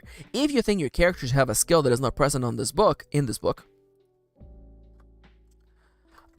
more power to you. You're welcome to give your character custom skills. Just keep in mind that your skill should be specific. I would not recommend having a skill that you could basically use for everything. Likewise, I would also warn against having a skill that is so specific you would only use it once every couple sessions. Finding the sweet spot may require some testing, and that's okay. Here's a small list of custom skills as inspiration. Nursing, surfing, pastry chef, psychic power, telekinesis, shapeshift, bear. One last little note. If you're coming up with your own skills, it might be a good idea to write down the skills description as I did before. You don't have to be as unhinged as me, of course. Establishing pros and cons of a skill can help a lot. Fully recommend. And now, how to make a townie. In Iron Valley is full of characters. Your neighbor may be a shy elephant who's trying to finish writing their first novel, or a goblin who runs a bed and breakfast. Depending on your luck, you might have a mayor who happens to be a baby. Anything is possible in the valley, so let's walk you through the steps to generating your very own town full of characters. Make them as you go. Don't feel like you need to make everything in town. That's right, I'm referencing Baby Mayor. That one is just for Kendra. I think you missed that last time when we were writing. Don't feel like you have to make everyone in town before you begin. You can generate characters as they're introduced in your game. Just like you wouldn't walk into a new town and get the autobiographies of everyone you meet, you should allow the people in your valley to arrive at their own leisure. Your very own townie journal. In order to better track this process and keep all the information you know about the townies handy, consider using the official Iron Valley Townie Journal. It fits several townies per page and it will make the following steps easier to follow. You can download that for free over at link for the game. You know what? How about I just don't have that line because I don't actually have the link for the store. I'm gonna assume that, you know, you downloaded this game. I assume you also downloaded all the sheets using the Iron Valley Townie Journal. Follow your heart. Throughout this process, you will be asked to roll on oracle tables as a way to generate a character randomly. Just know that you don't have to accept all the outcomes. If you have a feeling for how a character should be, follow your heart. Who's that townie? The first step to making a denizen of the valley is to decide on their ancestry or species. Depending on your version of Iron Valley, you may have access to one of two special oracles. If you're playing in a valley populated entirely by humans, then this section is easy enough for you. Write human in the box labeled ancestry/species. If you're playing in a valley populated by fantastical ancestry, such as dwarfs and goblins, then use the fantastical ancestry table, oracle. I am not capitalizing oracles because I'm committing to that. Maybe I will, I don't know. Oh, the little character creator is so cute. Thank you. Thank you. Oh, Oracle. Oh, that's what everyone has been joking about the whole time, is me saying Oracle. Oracle. Oracle. I speak fast because I'm from California and from a state of Mexico where everybody speaks fast. It is Oracle. I recognize I'm saying Oracle. Oracle. Oracle. Oracle. It's fine. I get it now. So that's what Cisco was making fun of me the whole time. It only took like 3 hours for me to figure that out. What's in a name? The next step might be either the easiest or the hardest, especially if your name is Kendra. Names can be pretty hard to come up with on the spot, so if none come to mind right away, consider using the townie name oracle. Page so-and-so. That's right, Kendra. That line is in there. It's all love. It's because we love you, okay? Don't feel bad. This oracle has 3 columns you can use, so each roll will give you 3 options to choose from. One for a cute character, one for a cool character, and one for the, well, sillier type of character. It's not much, but it's honest work. Everyone in the valley has a job. Okay, fuck. I forgot about something. I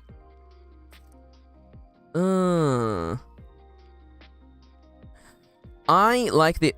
I can just like, hey, I named my cowboy. It's true, it's true, it's true. I wrote that joke before I knew about your cowboy, so, you know, it's fair, it's fair. Just consider it an Easter egg, okay? It's not much, but it's honest work. Everyone in the valley has a job, and this townie is no exception.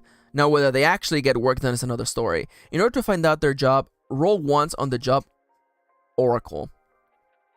Identify yourself. Next up is your character's age, pronouns, and presentation. All of these are on the same... all of these are on page... Yeah, it's almost as though Max from the past actually knew what they were writing. Kendra says, my DM is mad that my cowboy only exists in my mind palace and not on paper. I love that. Before we move on, though, one note on gender presentation. One note on gender presentation. This book does not use the traditional idea of gender, that is, a person's biological sex, because sometimes a person's biological sex may differ from the gender they present, and this is okay. The options in the gender presentation oracle, the options in the oracle may seem a little odd at first, but they are quite simple. Feminine, having qualities or an appearance traditionally associated with women or girls. Masculine, having qualities or an appearance traditionally associated with men or boys. Androgynous, having qualities or an appearance that is somewhere between what is considered traditionally feminine and or masculine. Other, having qualities or an appearance unlike that of what is traditionally considered as feminine, masculine, or androgynous. This entry here serves as a place for all modes of gender expression that are beyond those we are accustomed to. Depending on your version of the valley, there may be fantastical ancestries and species which do not follow the traditional human idea of gender presentation, and are nonetheless valid. The hardest part is getting a character out of your head and out where people can actually see them. That is so true, Timber. Tell me more about you. Next, roll a couple times on the Townie Traits Oracle. This oracle contains 100 unique personality traits to give you an idea of what kind of person your townie is. Consider the options below for how many times you should roll. A straightforward townies, roll once. Complicated townies, roll 2. Main characters of their own stories, roll 3 times. It's your birthday! Almost done. This townie needs a birthday, so roll on the random date oracle.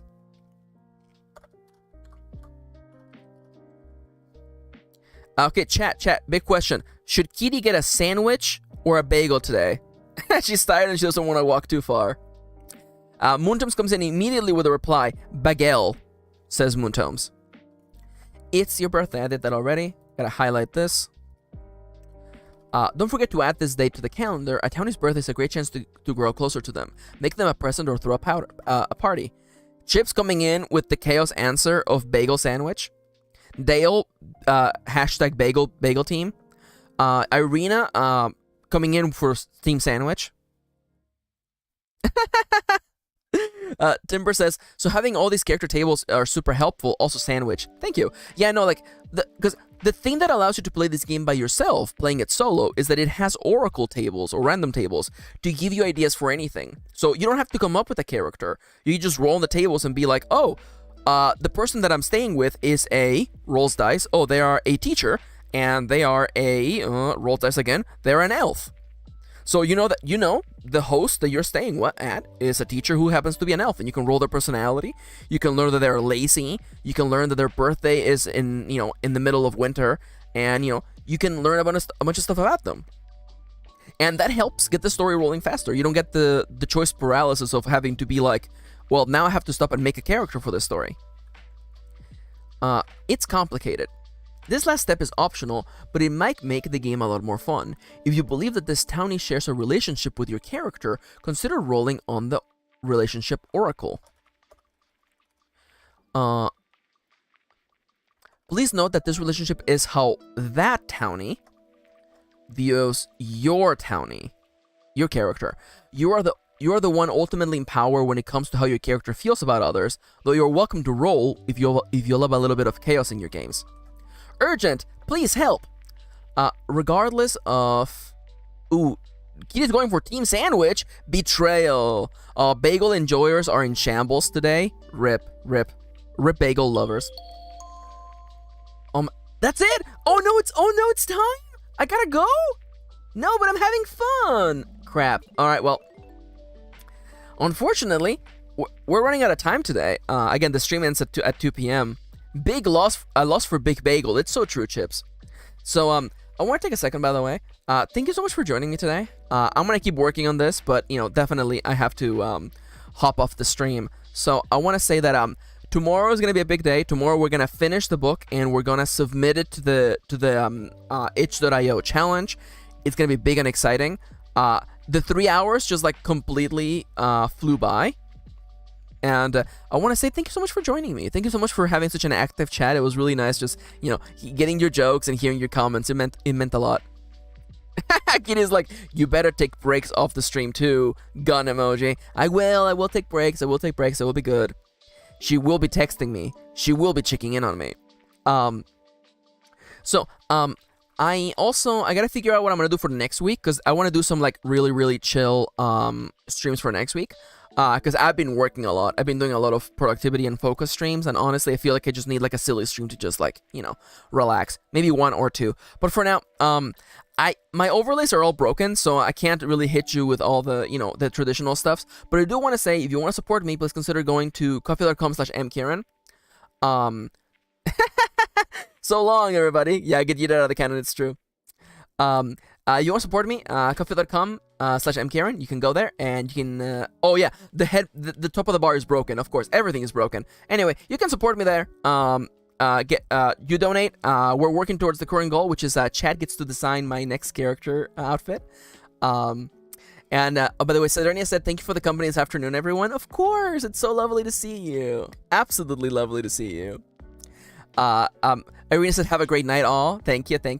I'm gonna be heading out I probably shouldn't mash the button, but I do want to say, by the way, speaking of smashing buttons, please, in the chat if you see, please help us defeat the YouTube algorithm. Please leave a like, subscribe to the channel, and hit the bell to be notified. These things actually really help show YouTube that my stream matters and that I should show up on everybody's recommended page. But anyways, I am going very fast now. I want to thank you.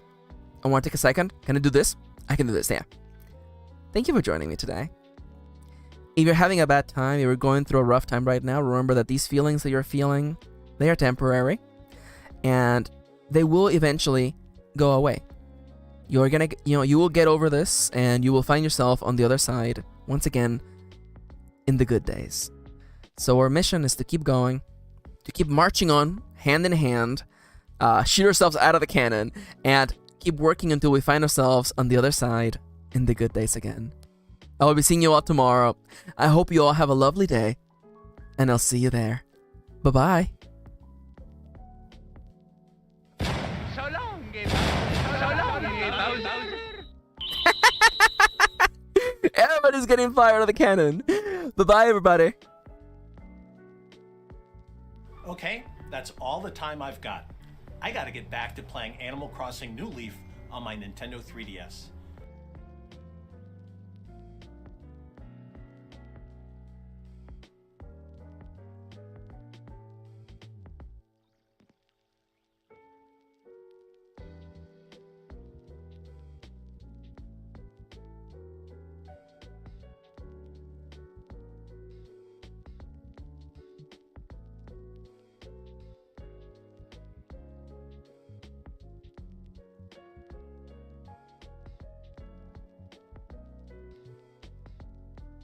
Okay, that's all the time I've got.